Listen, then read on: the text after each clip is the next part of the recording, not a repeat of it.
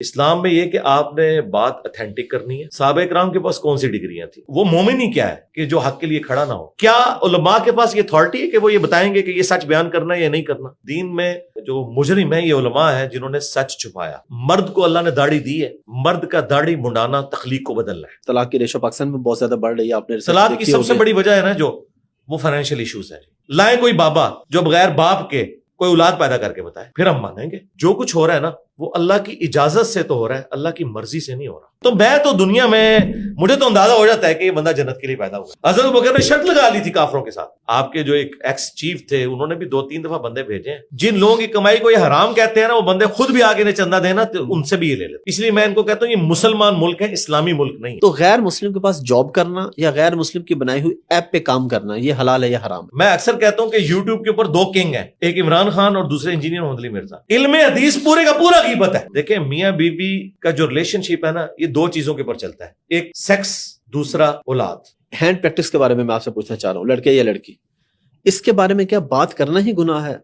اور اگر بات کر لی ہے تو اس کی کیا سزا ہے؟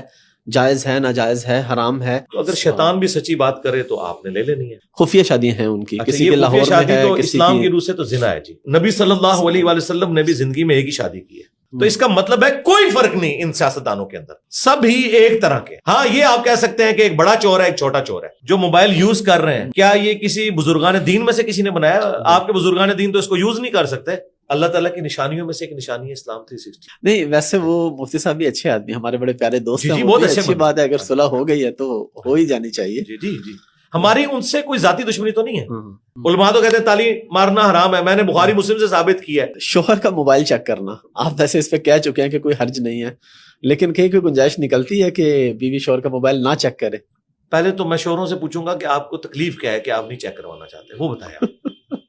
8 زکوٰۃ اگر لوگ دے رہے ہو نا پاکستان سے غربت ختم ہو جائے. دوسروں کے دلائل بھی پیش کریں گے اور پھر اس سے کاؤنٹر کریں گے قرآن و سنت کی روشنی میں، اور پھر مقدمہ عوام کی عدالت میں رکھیں گے، آپ خود فیصلہ کریں. السلام علیکم جی، حافظ احمد پوڈ کاسٹ میں آج کے جو ہمارے گیسٹ ہیں ان کا یہ دعویٰ ہے کہ آپ مجھ سے کوئی بھی سوال کریں، کوئی مسئلہ نہیں، سخت سے سخت سوال کریں، کوئی مسئلہ نہیں. اور وہ یہ کہتے ہیں تنقید بھی کریں، لیکن اگر میں قرآن اور حدیث کے حساب سے آپ سے بات کروں تو آپ بھی قرآن اور حدیث سے ہی تنقید کریں میرے اوپر. ایک بڑی چیز کے مقابلے میں چھوٹی چیز سے وہ کہتے ہیں تنقید نہیں ہوتی، تنقید برابر کی ہوتی ہے. تو اگر میں نے بات آپ کو قرآن سے سمجھائی ہے آپ بھی مجھے قرآن سے سمجھا دیں، میں نے حدیث سے سمجھائی ہے آپ بھی مجھے حدیث سے سمجھا دیں. ہاں اگر میں نے کسی اور جگہ سے سمجھائی ہے تو آپ بھی مجھے اس لیول سے سمجھا دیں. آپ لوگ سمجھ گئے ہوں گے، میں ٹائم زیادہ ویسٹ نہیں کروں گا. میرے ساتھ موجود ہے جناب انجینئر محمد علی مرزا صاحب.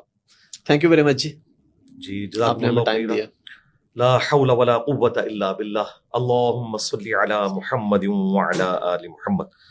جی حافظ صاحب، جو آپ کے دل میں آئے آپ کوشچن کریں، انشاءاللہ تعالی ہم قرآن و سنت کی روشنی میں اس کا جواب دیں گے. اور ہمارا یہ دعویٰ ہے کہ باقی جتنے بھی سپیکرز ہیں دین کے حوالے سے جو بات کرتے ہیں، آپ ان سے جا کے بات پوچھیں. کنٹروورشل تو وہ ہمیشہ دوسروں کے اوپر تنقید کرتے ہیں، اپنا دفاع نہیں کرتے. اور ہمارا یہ دعویٰ ہے کہ ہم اپنا بھی دفاع کریں گے، دوسروں کے دلائل بھی پیش کریں گے، اور پھر اس سے کاؤنٹر کریں گے قرآن و سنت کی روشنی میں، اور پھر مقدمہ عوام کی عدالت میں رکھیں گے، آپ خود فیصلہ کریں. چلیں انشاءاللہ ہم آئیں گے ہر قسم کے سوالات پہ بھی. سب سے پہلے اپنے بارے میں تھوڑا سا بتائیں کہ آپ دین کی طرف خود کیسے آئے تھے؟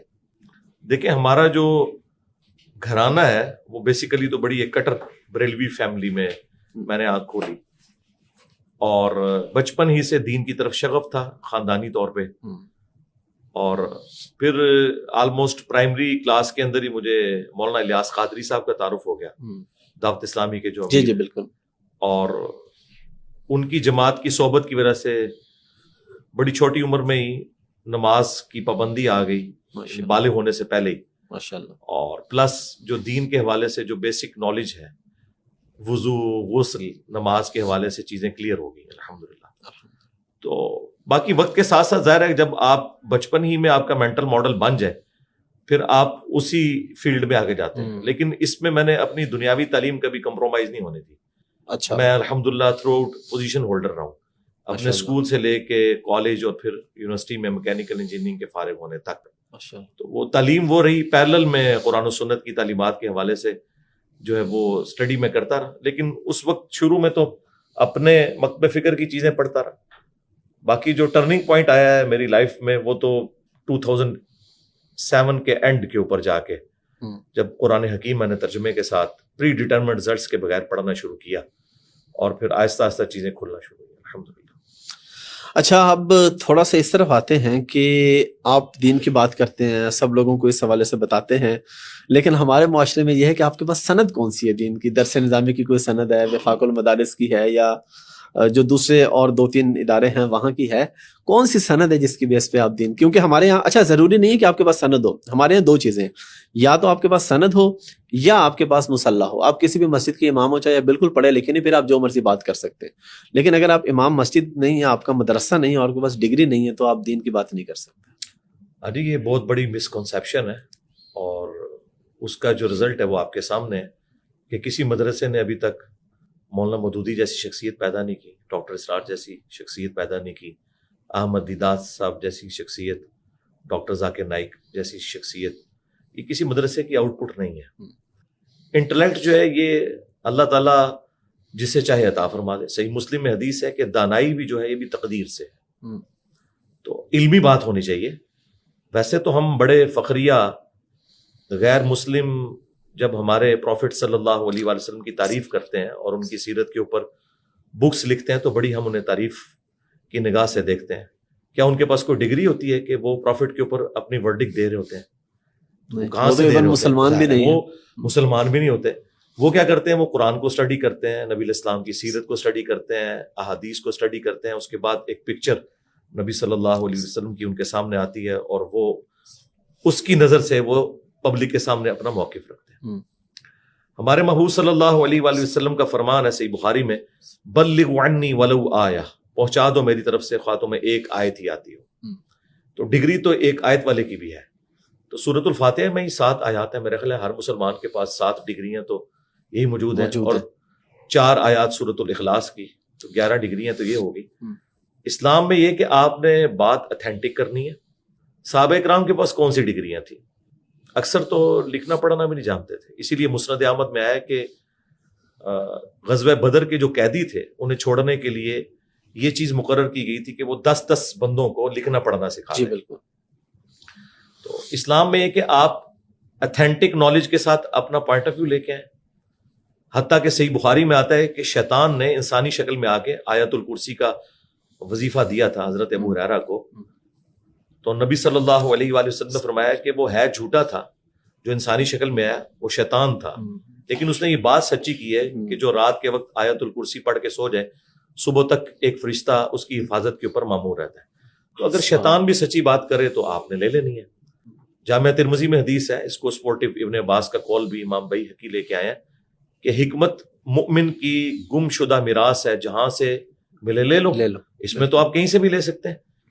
آپ یہ دیکھیں بات ٹھیک ہو رہی ہے. اس کے لیے میں ایک بڑی جھٹکی سی مثال دیتا ہوں کہ اگر ایک پرائمری اسکول کا بچہ ایک عالم دین کو آ کے کہے کہ حضرت آپ جو سود کھا رہے ہیں, تو سورۃ البقرہ کی آیت نمبر 279 میں سود کھانے والے کو اللہ تعالیٰ نے اپنا اور اپنے محبوب صلی اللہ علیہ وآلہ وسلم کے خلاف جنگ کے ساتھ اسے تشبیہ دی ہے, یعنی اللہ اور اس کے محبوب صلی اللہ علیہ وآلہ وسلم کا اعلان جنگ ہے. اور وہ عالم دین کہے کہ تمہارے پاس کون سی ڈگری ہے؟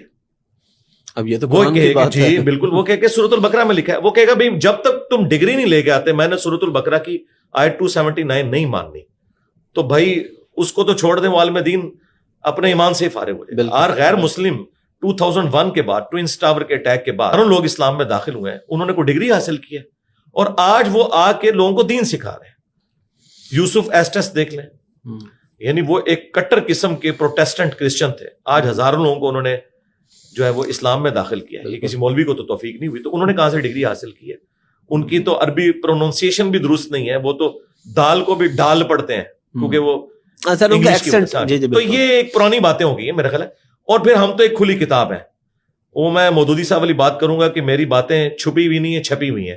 ہم تو مودودی صاحب سے بھی اگلا ورژن ہے کہ چھپی ہوئی نہیں ہے, ویڈیو میں. اور دنیا میں اتنا زیادہ ونریبل کوئی نہیں ہے کہ وہ شخص دنیا کے ہر موبائل میں گھسا ہوا ہو, ہر مسجد میں گھسا ہوا ہو, اور ایک ایک چیز وہ ڈسپلے کروا رہا ہو. کوئی غلطی ہوتی تو آج تک کوئی نکال لیتے نا. آج تک تو انہوں نے صرف لیم ایکسکیوزز ہی پیش کیے. اچھا, آپ کی اپنی فیملی میں کتنے لوگ ہیں جو جن کو آپ قائل کر پائے؟ جس طرح آپ نے بتایا فیملی بریلوی ہے, تو وہ بھی سب کو کر پائے, خود ہی ہو گئے سارے.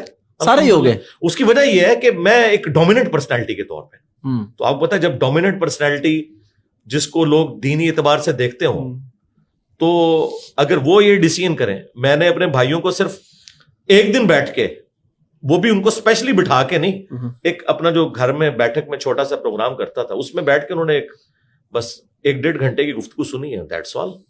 سمجھ آ گئی. ظاہر ہے پڑھے لکھے لوگ جو ہیں وہ تو پھر آگے بحث نہیں کرتے. ہم کہتے ہیں بھائی یہ دیکھ لیں, یہ قرآن ہے, یہ حدیث ہے. ظاہری بات ہے, جب قرآن حدیث میں ایک چیز ہوگی, اس کی اگر اگینسٹ کوئی بات آتی ہے تو وہ قابل قبول نہیں ہو سکتی کسی. جی بالکل نہیں ہو سکتی. اچھا, ٹاپکس پہ بھی آئیں گے. یہ بتائیں کہ آپ شادی شدہ ہیں؟ جی الحمدللہ. اچھا, کتنے بچے ہیں آپ کے؟ 4 ہیں جی, 2 بیٹی ہیں 2 بیٹے ہیں. ماشاءاللہ. اور بیگم ایک ہی ہے؟ ہاں جی, بیگم ایک ہی ہے الحمدللہ. اچھا, جتنے بھی لوگ دین کا کام کرنے والے ہیں نا, وہ ایک بیگم کے ساتھ ہی کر سکتے ہیں. اچھا, ویسے کافی سارے دین کا کام کرنے والے جن کی 2 ہیں. ہاں, اور میں ذاتی طور پہ کچھ لوگوں کو جانتا ہوں, میں نام نہیں لوں گا, جن کا پبلک میں نہیں پتا کہ ان کی 2 3 ہے, لیکن خفیہ شادیاں ہیں ان کی. کسی کے لاہور میں ہے, تو کسی اسلام کی کی روح سے تو زنا ہے جی, کیونکہ شادی زنا جی بالکل, شادی تو اعلانیہ ہوتی ہے. جامعہ ترمذی میں, سنن ابن ماجہ میں یہاں تک حدیث ہے کہ حلال اور حرام نکاح میں فرق گانے کا ہے. گانے کے ذریعے اناؤنسمنٹ, یعنی اب ایک اناؤنسمنٹ ہوئی نہیں ہے, تو وہ چھپی دوستی تو اسلام میں حرام ہے. آپ سورۃ النساء پڑھ لیں. نہیں, اگر نکاح کیا ہوا ہے پھر بھی حرام ہے جی, چھپی دوستی ہے. میں اچھا, میں تھوڑا میں آپ کو بتاتا ہوں اس کی لاجک کیا ہے. ایک منٹ میں سوال اپنا ذرا پورا کر لوں کہ میں کئی ایسے لوگوں کو جانتا ہوں جنہوں نے پراپر نکاح کیا گواہان کی موجودگی میں, لیکن رجسٹرڈ نہیں کروایا ہوا, ڈاکومنٹیشن کوئی نہیں. وہ کہتا ہے بھائی جی زنا ہے. ہاں, اس کی وجہ یہ ہے, اس کی وجہ یہ ہے, یہی تو ان کی چوری ہے, کیوں نہیں رجسٹر کروا رہے. اور اس کا اینڈ رزلٹ یہ ہوگا کہ آج اگر ان کی ڈیتھ ہو جاتی ہے تو وہ جو بیوی جو چھپ کے انہوں نے کی ہے وہ وراثت میں حصہ لے گی. وہ تو قانونی طور پہ نہیں لے سکتی. تو قرآن نے تو وراثت کے احکامات بتائے ہیں, انہیں حدود اللہ بتایا ہے. تو ایسا شخص زندگی میں بھی حرام کر رہا ہے, اور مرنے کے بعد بھی وہ قبر میں اللہ کے عذاب میں ہوگا کہ اس نے ایک ایسی بیوی چھوڑی ہے اور اس کے بچے کہ جو اس کی وراثت میں سے لے نہیں سکتے قانون. اس وجہ سے میرے بھائی, یہ گواہ کیا ہے, یہ گواہ کیا ہے, ان کے مریدین ہوتے ہیں اپنے, یہ تو صرف ایک لیپا پوتی والا کام کر رہے ہیں. آپ دیکھیں اس کی قانونی حیثیت کوئی نہیں ہے نا. اسلام تو ایک خاندانی نظام میں بلیو کرتا ہے نا. اگر آپ اس کو سنت سمجھ کے اور دین کی خدمت سمجھ کے کر رہے ہیں تو اعلانیہ کریں نا میرے بھائی. ہم نے تو دیکھا ہے کہ نبی صلی اللہ علیہ وآلہ وسلم نے بھی زندگی میں ایک ہی شادی کی ہے. یہ جو آپ کو بعد کی شادیاں نظر آتی ہیں نا, وہ بالکل آپ کے آخری 8-9 سال کی ہے. پوری زندگی جو آپ نے جس عورت کے ساتھ گزاری ہے وہ ایک میں سے بچے ہیں, جب تک سیدہ خدیجہ تب تک اور کوئی 24 سال میں نہیں تھی. یعنی ایک شخص اب 50 کی ایج کو پہنچ چکا ہے اور اس نے کوئی دوسری شادی نہیں کی. بعد میں وہ ایک اللہ تعالیٰ نے حکمت کے تحت ایسا معاملہ کیا. ادروائز یہ نہیں ہم کہہ رہے کہ شادی جو ہے وہ دوسری کرنا حرام ہے, نہیں, دوسری تیسری چوتھی کی اجازت ہے, لیکن حکم نہیں ہے. حکم یہ ہے کہ اگر انصاف نہ کر پاؤ تو ایک پر اکتفا کرو. یہ سورہ نساء کی واضح آیت ہے. تو انصاف یہ کرتے ہیں. سب سے بڑی بے انصافی تو یہ ہے کہ چھپا کے کی ہوئی ہے, اس کو اعلانیہ کیا ہوا ہے, اور ان کے جو ایسٹس ہیں وہ کس طرح ڈسٹریبیوٹ ہوں گے. تو یہ سراسر حرام کام ہے, اور یہ حرام ایسا ہے جو ختم ہی نہیں ہوگا, کیونکہ مر جائیں گے تو وراثت کا کیا بنے گا. اچھا علی بھائی, آپ اتنی کھل کے بات کرتے ہیں تو آپ کو کبھی گھر والے سمجھاتے نہیں, آپ کو ڈر نہیں لگتا؟ اپنی زندگی کو تو چلیں چھوڑ دیں, لیکن آپ کے بچے ہیں, بیگم ہے, بہن بھائی, انہوں نے کبھی نہیں سمجھایا کہ نہیں اتنی اختلافی باتیں نہ کیا کرو؟ آپ یہ کہہ رہے ہیں کہ ہمارا بھی, میں کہتا ہوں پوری دنیا جمع ہو کے سمجھائے. جو مر چکے بزرگ ہیں وہ قبر سے نکل کے سمجھائیں, ٹھیک ہے, جنات اکٹھے ہو جائیں اور خدا نہ خواستہ کوئی فرشتہ آ جائے کہ ہاتھوں اللہ رکھو, تو ہم تو کسی کی بات نہیں مانیں گے. اس کی وجہ یہ ہے کہ اولو العلم قائما بالقسط, اللہ تعالیٰ بھی انصاف کے اوپر قائم ہے, اور اہل علم کو اللہ نے گواہ کیا اپنے اوپر. تو وہ مومن ہی کیا ہے کہ جو حق کے لیے کھڑا نہ ہو. ہم تو حسینی ہیں جی. حسین ابن علی نے یہ نہیں دیکھا کہ میں 3 بر اعظموں میں پھیلی ہوئی حکومت سے ٹکرا رہا ہوں, تو اس سے کوئی فرق نہیں پڑتا. شروع میں تھوڑا بہت کوئی وسوسے آتے ہیں فیملی والوں کو, لیکن اب وہ عادی ہو چکے ہیں, ان کو اب اس سے کوئی فرق نہیں پڑتا. اچھا, اسی نے تو یہ کام کرنا ہے نا. علماء یہ کہتے ہیں, یا علماء نہیں, کچھ لوگ یہ کہتے ہیں کہ ہر سچ ضروری نہیں کہ بولا جائے. کچھ لوگ یہ بھی کہتے ہیں, اس پہ آپ کا کیا نظریہ؟ یعنی کچھ مسائل ایسے ہیں جن پہ خاموشی اختیار کر لی جائے. علماء بھی یہ کہتے ہیں, علماء پہ آپ پردہ نہ ڈالیں. علماء بھی یہی کہتے ہیں. اصل میں یہ سارا خناس علماء کا ہے, کیونکہ ہم تو دین ڈسکس کر رہے ہیں. تو دین میں جو مجرم ہیں یہ علماء ہیں جنہوں نے سچ چھپایا. ان کا ایک پوائنٹ آف ویو یہ کہ سچ بیان نہیں کرنا چاہیے, دوسری طرف جھوٹ مثلتاً بول لینا چاہیے. تو اس کا کیا مطلب ہے کہ یہ سر تپا جھوٹ ہے, سچ بتا نہیں رہے اور جھوٹ بول رہے ہیں حکمت کی وجہ سے. یہ کون سا دین ہے؟ تو اسلام تو کہتا ہے کونوا مع الصادقین. قرآن میں واضح ہے, اے ایمان والو اللہ کا تقوی اختیار کرو اور سچوں کے ساتھ ہو جاؤ. اس کے ساتھ یہ نہیں ہے کہ کسی بزرگ کو پکڑ لینا ہے، یعنی سچائی کے لیے آپ نے کھڑے ہو جانا ہے. تو یہ کہنا کہ سچ بولنا نہیں چاہیے، یہ بالکل غلط بات ہے. کوئی مثال یہ پیش کرے کہ یہ وہ سچ ہے جس کے بارے میں ان کے پاس ایک بالکل آخری درجے میں کوئی چیز موجود ہے، تو وہ سیدنا علی کا قول لے کے آتے ہیں صحیح بخاری سے، اور وہ امام بخاری نے باقاعدہ اسے بریف کیا ہے کہ کس کانٹیکسٹ میں ہے. اس کے اوپر سیدنا علی کا قول انہوں نے ہیڈنگ میں لیا اور نیچے وہ 2-3 احادیث لی ہیں کہ نبی الاسلام نے فرمایا جس نے ایک دفعہ بھی صدق کے دل سے لا الہ الا اللہ محمد رسول اللہ کی گواہی دے دی نا، وہ جنت میں جائے گا. تو صحابہ نے کہا کہ ہم لوگوں کو بتا دیں، تو آپ نے فرمایا نہیں، اس طرح اعلانیہ نہ بتاؤ، لوگ عمل کرنا چھوڑ دیں گے. لیکن یہ بات تو آ گئی ہے، کون سا دنیا کا مسلمان ہے جس سے یہ پوشیدہ ہے یہ بات؟ اور امام بخاری نے بھی چھپائی نہیں، لکھ دی ہے تو آ گئی ہے. تو یہ ایک وقتی طور پر ایک چیز حکمت کے تحت بتائے گی، اور یہ بھی نہیں کہا گیا کہ یہ حرام ہے. تو یہ تو ڈسین کریں گے اللہ کے نبی علیہ السلام. کیا علماء کے پاس یہ اتھارٹی ہے کہ وہ یہ بتائیں گے کہ یہ سچ بیان کرنا ہے یا نہیں کرنا؟ یہ لائیں نا کس سچ کے بارے میں نبی علیہ السلام نے فرمایا کہ یہ بیان نہیں کرنا اور وہ ہم بیان کر رہے ہوں. اور جس سچ کو آپ خود کھول کر بیان کریں اس کو چھپانے والا تو مجرم ہے. جو نبی علیہ السلام کی پروفیسیز ہے، آپ کی یعنی نبوت کی دلیل ہے، دلائل النبوہ، امام بیہقی نے ایک پوری کتاب لکھی ہے، بخاری مسلم میں بھی چیپٹر ہے علامات النبوہ کے، کہ نبی علیہ السلام کے نبی ہونے پہ دلیل یہ ہے کہ آپ نے پروفیسیز کی کہ اتنے سال بعد یہ ہو جائے گا، اتنے سال بعد یہ ہو جائے گا، اس بندے کے ساتھ یہ ہوگا، اس کے ساتھ یہ ہوگا. یہ ہمارے نبی کے نبی ہونے کی دلیل ہے. تو وہی ساری باتیں جو ان کو چبھتی ہیں جنگ جمل صفین نہروان کے حوالے سے، وہ تو پروفیسیز کے طور پر آج تک تو نبوت کی دلیل کے طور پہ ہم پیش کرتے تھے، اور آج یہ کہہ رہے ہیں کہ بیان کرنا منع ہے. تو سچ نہ بولنے کا نتیجہ اس وقت امت کی پستی ہے. ہاں جی بالکل، سچائی کے لیے کھڑا ہونا ہے. مسلمان اور سچائی لازم و ملزوم. اچھا، تھوڑا سا ایسا نہیں ہو سکتا کہ آپ اپنی بات بھی کریں اور تھوڑا ہاتھ بھی ہولا رکھیں؟ مطلب آپ زیادہ سختی نہیں کر جاتے بعض دفعہ؟ یہ ہو ہی نہیں سکتا. اس کی وجہ ہے کہ آٹا گوندے ہلدی کیوں ہے، یہ ہو نہیں سکتا. اچھا. اور یہ میں آپ کو بتاؤں، آپ اپنی گال میں ایک طرف شکر رکھ کے دوسری طرف شہد رکھ کے نا، ایک ایسے مجمع میں جس میں لوگوں نے داڑھی نہ رکھی ہو، داڑھی کے اوپر تھوڑا سا ایمفسائز کریں، طارق جمیل سٹائل میں کر لیں یا غامدی سٹائل میں، اینڈ رزلٹ یہ ہوگا کہ آدھے سے زیادہ لوگ کہہ رہے ہوں گے اس نے مجھے ٹونٹ کیا ہے. سچائی ہے ہی کڑوی. یہ عربی میں محاورہ ہے، الحق مر، حق ہمیشہ کڑوا ہوتا ہے. آپ حق جس طرح بھی بیان کریں وہ کڑوا ہی لگے گا. اب رہ گیا کہ ہمارا انداز بیان، تو قرآن کا تو اسلوب ہی ہے، آپ نے پیشن کے ساتھ بات کنوے کرنی ہے. ڈاکٹر اسرار صاحب سے لوگوں کو یہی گلا تھا نا، لیکن جو قرآن پڑھتا ہے وہ کہتا ہے ڈاکٹر اسرار نے جس طرح قرآن بیان کیا قرآن ایسے ہی نازل ہوا ہے.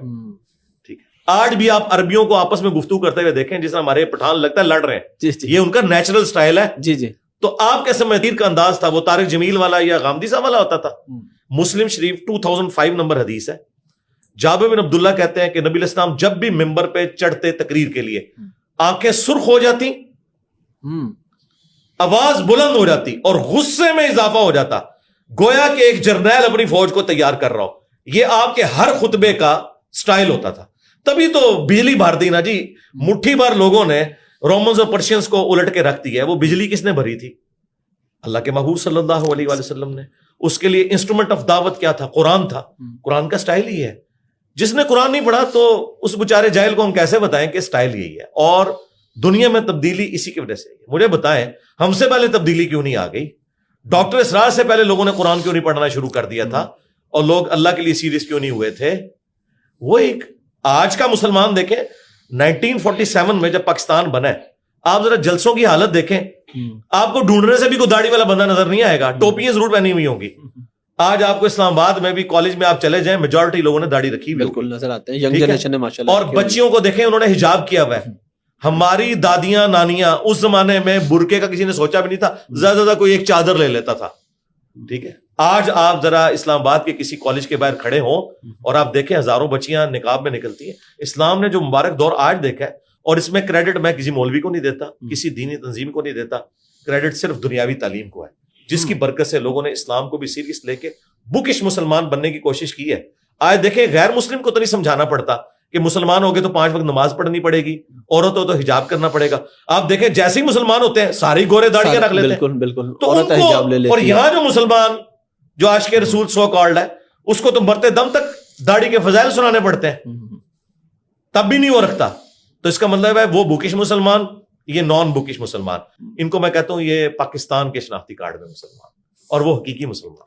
اچھا یہاں پہ داڑھی کی آپ نے بات کی، میں داڑھی کا آپ سے سوال بھی پوچھ لوں۔ میں خود آپ کے سامنے بیٹھا ہوں، میری داڑھی چھوٹی ہے، لیکن میں چاہتا ہوں آپ اس پہ کھل کے بتائیں داڑھی کی اصل کیا ہے، کیونکہ کچھ علماء یہ بھی کہتے ہیں، کچھ کتابوں میں یہ بھی لکھا ہے جو دور سے نظر آئے وہ داڑھی ہوتی ہے۔ تو آپ کے نزدیک یا قرآن و سنت کے نزدیک داڑھی کی اصل ڈیفینیشن کیا ہے؟ تو قرآن و سنت کے نزدیک بتائیں گے نا، جی قرآن و بالکل، سنت میں بالکل واضح ہے۔ سورہ النساء کی آیت نمبر 119 ہے، شیطان نے کہا تھا وَلَآمُرَنَّهُمْ فَلَيُغَيِّرُنَّ خَلْقَ اللَّهِ، کہ میں ضرور ابھاروں گا اے اللہ تیری مخلوق کو کہ وہ تیری بنائی ہوئی تخلیق کو بدل دیں گے۔ مرد کو اللہ نے داڑھی دی ہے، مرد کا داڑھی منڈانا تخلیق کو بدلنا ہے، ٹھیک ہے، عورت کو اللہ نے داڑھی نہیں دی، ٹھیک ہے، یہ فرق ہے نا۔ بالکل، جہاں تخلیق بدلنے کا حکم تھا نا، وہاں تخلیق بدلنے کو ہی نیچر قرار دے دیا گیا، جو بخاری اور مسلم دونوں میں حدیث ہے کہ 5 چیزیں نیچر سے ہیں، فطرت سے ہیں۔ نبی الاسلام فرمایا ناخن کاٹنا، اس میں بھی مسلم شریف میں حدیث ہے کہ 40 دن کے اندر ایک دفعہ آپ نے ناخن ضرور کاٹنے۔ نمبر 2 مونچھیں پس کرنا، نمبر 3 غیر ضروری بال بغلوں کے، اور نمبر 4 زیر ناف بال، اور نمبر 5 ختنہ کروانا۔ اب اس میں بھی آپ نیچر بدل رہے ہیں، لیکن یہ نیچر بدلنا نیچر ہے۔ اگر داڑھی کا کہیں ذکر ہوتا تو کہا جاتا کہ اسے بھی مونڈ دینا۔ اس کے الٹ صحیح مسلم میں ہے کہ 10 چیزیں فطرت سے ہیں، ان میں ایک داڑھی بڑھانا بھی ہے، کلی کرنا بھی ہے، دانتوں کی صفائی کرنا بھی ہے، ٹھیک ہے، یہ ساری چیزیں فطرت میں سے، یہ نیچر کے اندر ہے، ٹھیک ہے۔ تو داڑھی رکھنا مسلمان مرد کے اوپر سنت نہیں ہے، فرض ہے، اوبلیگیٹری ہے، ٹھیک ہے۔ اب اس کی مقدار کتنی ہے؟ تو قرآن سے بالکل واضح ہو گیا کہ آپ نے داڑھی ایسی رکھنی ہے کہ عورتوں کے ساتھ آپ کی مشابہت نہ بنے۔ اس کو سپورٹیو بخاری کی حدیث ہے کہ ان عورتوں پہ لعنت جو مردوں کی مشابہت اختیار کریں، ان مردوں پہ لعنت جو عورتوں کی مشابہت اختیار کریں۔ اگر عورتیں چھوٹی چھوٹی داڑھی رکھتی ہیں نا، تو مرد کا چھوٹی داڑھی رکھنا حرام ہے، تو ایسی تو کوئی بات نہیں ہے، عورت کی تو داڑھی نہیں ہوتی، تو لہٰذا عرف عام میں جسے داڑھی کہا جائے، جس طرح آپ نے رکھی ہے، شاید افریدی صاحب نے، یہ جو شخص رکھ رہے گا نا وہ اپنا فرض پورا کر رہا ہے۔ اچھا اب افضل داڑھی، یہ بس افضلیت اور غیر افضلیت، ٹھیک ہے۔ میری مٹھی سے بھی زیادہ ہے، میں نے کبھی بال کاٹے نہیں، نیچرل میری اتنی ہے، ٹھیک ہے۔ دیکھیں اب آلموسٹ 46 ایئرس میری ایج ہونے والی ہے، میری داڑھی اتنی اب اور کیا بڑھنی ہے، ٹھیک ہے۔ مٹھی داڑھی رکھنا سنت ہے، وہ صحیح بخاری میں موجود ہے، عبداللہ بن عمر مٹھی کے بعد داڑھی کاٹا کرتے تھے، حضرت ابو ہریرہ بھی کاٹ دیتے تھے، ابن عباس بھی کاٹ دیتے تھے، 3 صحابہ نے داڑھی کی حدیث روایت کی ہے، داڑیاں بڑھاؤ، مونچھیں پس کرو، اور تینوں ہی داڑیاں مٹھی کے بعد کاٹتے تھے۔ نبی الاسلام کی اپنی داڑھی بھی مٹھی تھی، نہر تک۔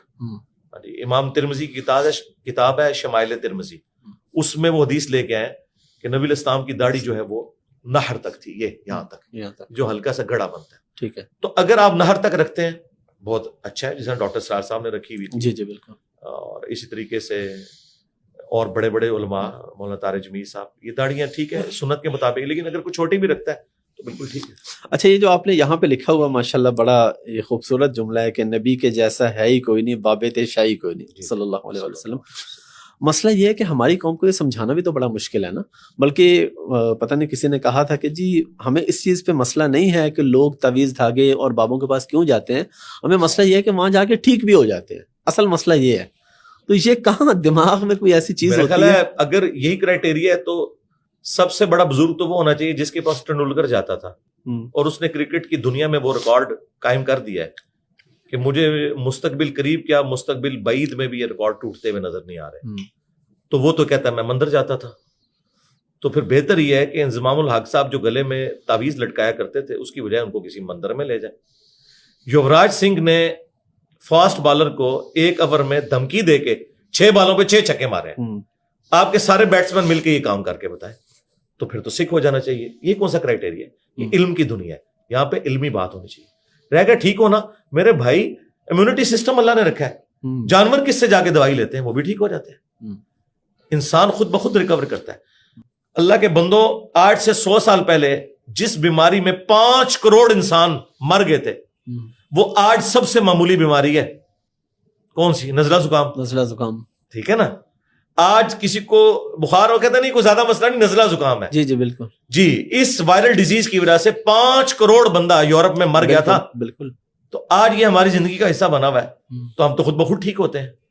تو یہ بات بالکل غلط ہے کہ اس کے ذریعے کچھ ہوتا ہے، وہ نیچرل پیس میں ہونا ہوتا ہے۔ ہمارے پاس ایسے واقعات موجود ہیں کہ جب بھی پریگنینسی کا وقت قریب آیا تو انسانوں میں چھپے ہوئے شیاطین نے عورتوں کو بھارا کہ فلاں بابا جی کے پاس جاؤ، لیکن ان کے خاوند نے منع کیا. اینڈ رزلٹ یہ ہوا کہ مہینے بعد ویسی پریگنینسی آئیڈینٹیفائی ہو گئی، وہ اس بابے کے کھاتے میں ڈال جانی تھی. میرے اپنے خاندان میں ایسے واقعات موجود ہیں. اس کے ساتھ اس کا کوئی تعلق نہیں ہے جی. اللہ اور اس کے محبوب صلی اللہ علیہ وآلہ وسلم کی جو تعلیمات ہیں وہ فائنل اتھارٹی ہیں.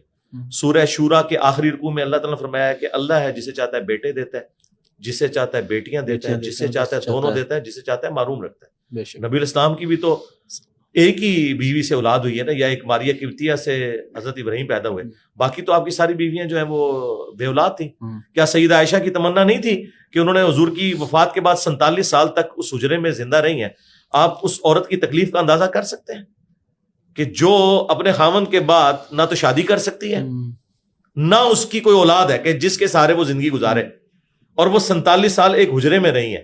اللہ تعالیٰ ایک بیٹا یا بیٹی ان کو دے دیتے کہ ان کا دل لگا رہتا، لیکن نہیں. تو اگر یہ پروفٹ کی بیویوں کا حال ہے تو پھر ہم یہی تو کہتے ہیں نا کہ میرے نبی سے ہے ہی کوئی نہیں، تیرے بابے تو شاہی کوئی نہیں. کن بابوں کو لے کے پھر پریکٹیکلی ہم کر کے دیکھ لیتے ہیں نا. یہ اگر دعویٰ کرتے ہیں تو عیسیٰ ابن مریم بغیر باپ کے پیدا ہوئے ہیں نا، لائیں کوئی بابا جو بغیر باپ کے کوئی اولاد پیدا کر کے بتائے، پھر ہم مانیں گے. سوال ہی پیدا نہیں ہوتا. بات کی باتیں کرتے ہیں نا، مثالیں تو پیغمبروں کی دیتے ہیں اور آگے فلنگ دی بلینکس جو ہیں وہ اپنے بزرگوں کے ذریعے کرتے ہیں. پیغمبروں کا جو ٹائٹل ہے وہ پیغمبروں کے ساتھ رہنے دیں، باقی سب نان پروفٹ ہیں. اس لیے ہم کہتے ہیں کہ بابے سے مراد یہ نہ سمجھیے گا کہ آج کا بابا. نبی الاسلام کے مبارک زمانے میں بھی اگر کسی کی بات قرآن و سنت کے خلاف ہے ایکسیپٹیبل نہیں. میں ایک مثال دے دیتا ہوں آپ کو سمجھ آ جائے گی. بخاری مسلم دونوں میں حدیث ہے. حضرت حسان ابن ثابت مسجد نبوی میں بیٹھ کے نعت اشعار پڑھ رہے تھے اور حضرت عمر وہاں سے گزرے. انہوں نے صرف انہیں تیکھی نظروں سے دیکھا کہ مسجد میں شاعری ہو رہی ہے. تو انہوں نے کہا عمر اس طرح نہ دیکھ. اب دیکھیں حضرت عمر کا کتنا رو، امیر المومنین، اور بات کوئی نہیں کی ہے. انہوں نے صرف دیکھنے کو بھی مائنڈ کیا. انہوں نے کہا اس طرح نہ دیکھ، تجھ سے بہتر شخصیت مسجد میں ہوتی تھی، میں انہیں بھی نعت اشعار سناتا تھا. اللہ. حضرت عمر ایک دم ہل گئے نا. ان کا اپنا گواہ پیش کرو. ان کا یہ ابو ہریرہ بیٹھے ہیں، اسے پوچھو. تو حضرت ابو ہریرہ نے کہا کہ امیر المومنین میں گواہی دیتا ہوں کہ اللہ کے نبی الاسلام نہ صرف نعت اشعار سنتے تھے بلکہ آپ دعا کرتے تھے کہ اے اللہ روح قدس کے ذریعے حسان کی مدد فرما جس طرح تو نے عیسیٰ ابن مریم کی مدد کی تھی. وَأَيَّدْنَاهُ بِرُوحِ الْقُدُسِ جو قرآن میں آیا. تو حضرت عمر وہاں سے خاموش ہو کے چلے گئے. یعنی بیسیکلی حسان ابن ثابت نے وہی اناؤنسمنٹ کی ہے کہ میرے نبی سا ہے ہی کوئی نہیں، امیر المومنین آپ تو شاہی کوئی نہیں. انہوں نے بھی آگے سے نہیں کہا علیکم بسنتی وسنت الخلفاء الراشدین المہدیین. ان کو پتا تھا یہ سب کچھ نبی الاسلام کے بعد سے. ٹھیک ہے نا. تو یہ صرف پروٹوکول پروفٹ کا ہے. جس کا نام کلمے میں آتا ہے نا یہ پروٹوکول اس کا ہے. تو کلمے میں نہ ابو بکر رسول اللہ آتا ہے، نہ عمر رسول اللہ، نہ علی رسول اللہ آتا ہے، وہ محمد رسول اللہ صلی اللہ علیہ وسلم. آپ کی اسی بات سے دو سوال نکلتے ہیں. ایک تو بالکل عام صحیح ہے، دوسرے کی طرف میں آؤں گا. پہلے کہ لوگ ہمارے ہاں جہالت یہ ہے کہ اگر کسی کی بیٹیاں ہی پیدا ہو رہی ہیں وہ ایک عجیب سی باتیں کی جاتی ہے. تو اسلام میں کوئی ایسا کانسیپٹ ہے کہ اگر کسی کو صرف بیٹے ملے ہیں تو وہ خوش نصیب ہے، بیٹیاں ہیں تو وہ کوئی سزا مل رہی ہے یا مکس ہے؟ تو ایسا کوئی قرآن یا حدیث میں کوئی چیز موجود ہے؟ اس کے الٹ ہی ملتا ہے. صحیح مسلم میں حدیث ہے جسے اللہ تعالیٰ نے 2 بیٹیاں دی اور اس نے اس کی صحیح طریقے سے پرورش کی اور پھر شادی کی تو وہ قیامت والے دن اس طرح میرے ساتھ ہوگا جیسے یہ 2 انگلیاں. اس پہ تو کئی ایک احادیث گواہ ہے. تو بالکل غلط ہے. سب سے بڑھ کر ہمارے نبی الاسلام کی 4 بیٹیاں تھیں. بے شک. تو ان سے تو بڑی کوئی پرسنالٹی نہیں ہے. تو یہ ہمارے معاشرے میں صرف جاہلیت ہے، وہ بھی ہندوؤں کے ساتھ رہنے کی وجہ سے. اب ان میں بھی عقل آ گئی ہے دنیاوی تعلیم کی برکت سے، اور مسلمانوں کو تو پہلے دن سے ہی عقل ملی ہوئی تھی. یعنی یہ اسلام کی تعلیمات ہے نا کہ بخاری مسلم دونوں میں حدیث ہے کہ ایک صحابی نے پوچھا کہ مجھ پر سب سے زیادہ حق کس کا ہے مخلوقات میں؟ فرمایا تیری ماں کا. دوسری بار تیری ماں، تیسری دفعہ تیری ماں، چوتھی دفعہ فرمایا تیرا باپ. سنن نسائی میں حدیث ہے جنت تیری ماں کے قدموں کے پاس ہے. تو آپ اندازہ کریں یعنی اگر یہ عورت کا ایز اے اسپیشی جینڈر کے طور پہ یہ مرتبہ ہے تو پھر آپ اندازہ کر لیں کہ اسلام نے کیا عورت کو عزت دی. نعت کا دوسرا میرا سوال تھا. آپ نے نعت کی بات کی حضرت حسان بن ثابت رضی اللہ تعالیٰ عنہ کے حوالے سے. پیسے لے کے نعت پڑھنا کیسا ہے؟ آج کل یہ پروفیشن ہے، طے کر کے جانا کہ محفل میں اب وہ کہہ رہے ہیں جی ہمارا خرچہ ہے، ہم کسی دوسرے ملک میں شہر میں جا رہے ہیں، ہم نے ٹکٹ لینی ہے، ہم نے ہوٹل میں رکنا ہے، ہم نے کھانا کھانا ہے. تو طے کر کے محفل نعت میں جانا پڑھنا یہ کیسا ہے؟ اس پہ میں تو پہلے یہ بولوں گا، 2 میں جانے مٹھے باؤ. ایک طرف آ کے تم لوگ اشعار میں یہ کہتے ہو کہ ہم جو ہے وہ اللہ کے نبی کے عاشق ہیں اور ان کے دین کی خدمت کر رہے ہیں، اور دوسری طرف یہ بھی کلیم کرتے ہو کیا صحابہ کرام اہل بیت نے اس طریقے سے نعتیں پڑھی ہیں کہ انہوں نے پہلے ڈیمانڈ رکھی کہ اتنے پیسے مجھے دو، اتنا میرا ہوٹل کا خرچہ دو، یہ سب کچھ ہے۔ دوسری چیز یہ ہے کہ اگر کوئی کسی نعت خان کو بلاتا ہے، وہ اپنی حیثیت کے مطابق بلا رہا ہے نا، تو وہ اگر آپ کو آنے جانے کا خرچہ دے دے ایک جو نارمل، یعنی یہ نعت خان کیا جب یہ اپنا سفر کرتے ہیں تو یہ جہاز میں سفر کرتے ہیں یا ٹرین پہ جاتے ہیں؟ تو بس ٹھیک ہے، ٹرین کا ٹکٹ مل جائے کراچی سے اسلام آباد کا، ٹھیک ہے، جہاز میں کیوں آتے ہیں؟ کیا یہ اپنی فیملی کے ساتھ جاتے ہیں تو یہ 5 اسٹار ہوٹلز میں ٹھہرتے ہیں؟ نہیں، تو بس جس نارمل ہوٹل میں ٹھہرے ہیں، بلکہ ان کو تو مسجد میں ٹھہرنا چاہیے، تو دین کے کسٹوڈین ہے نا۔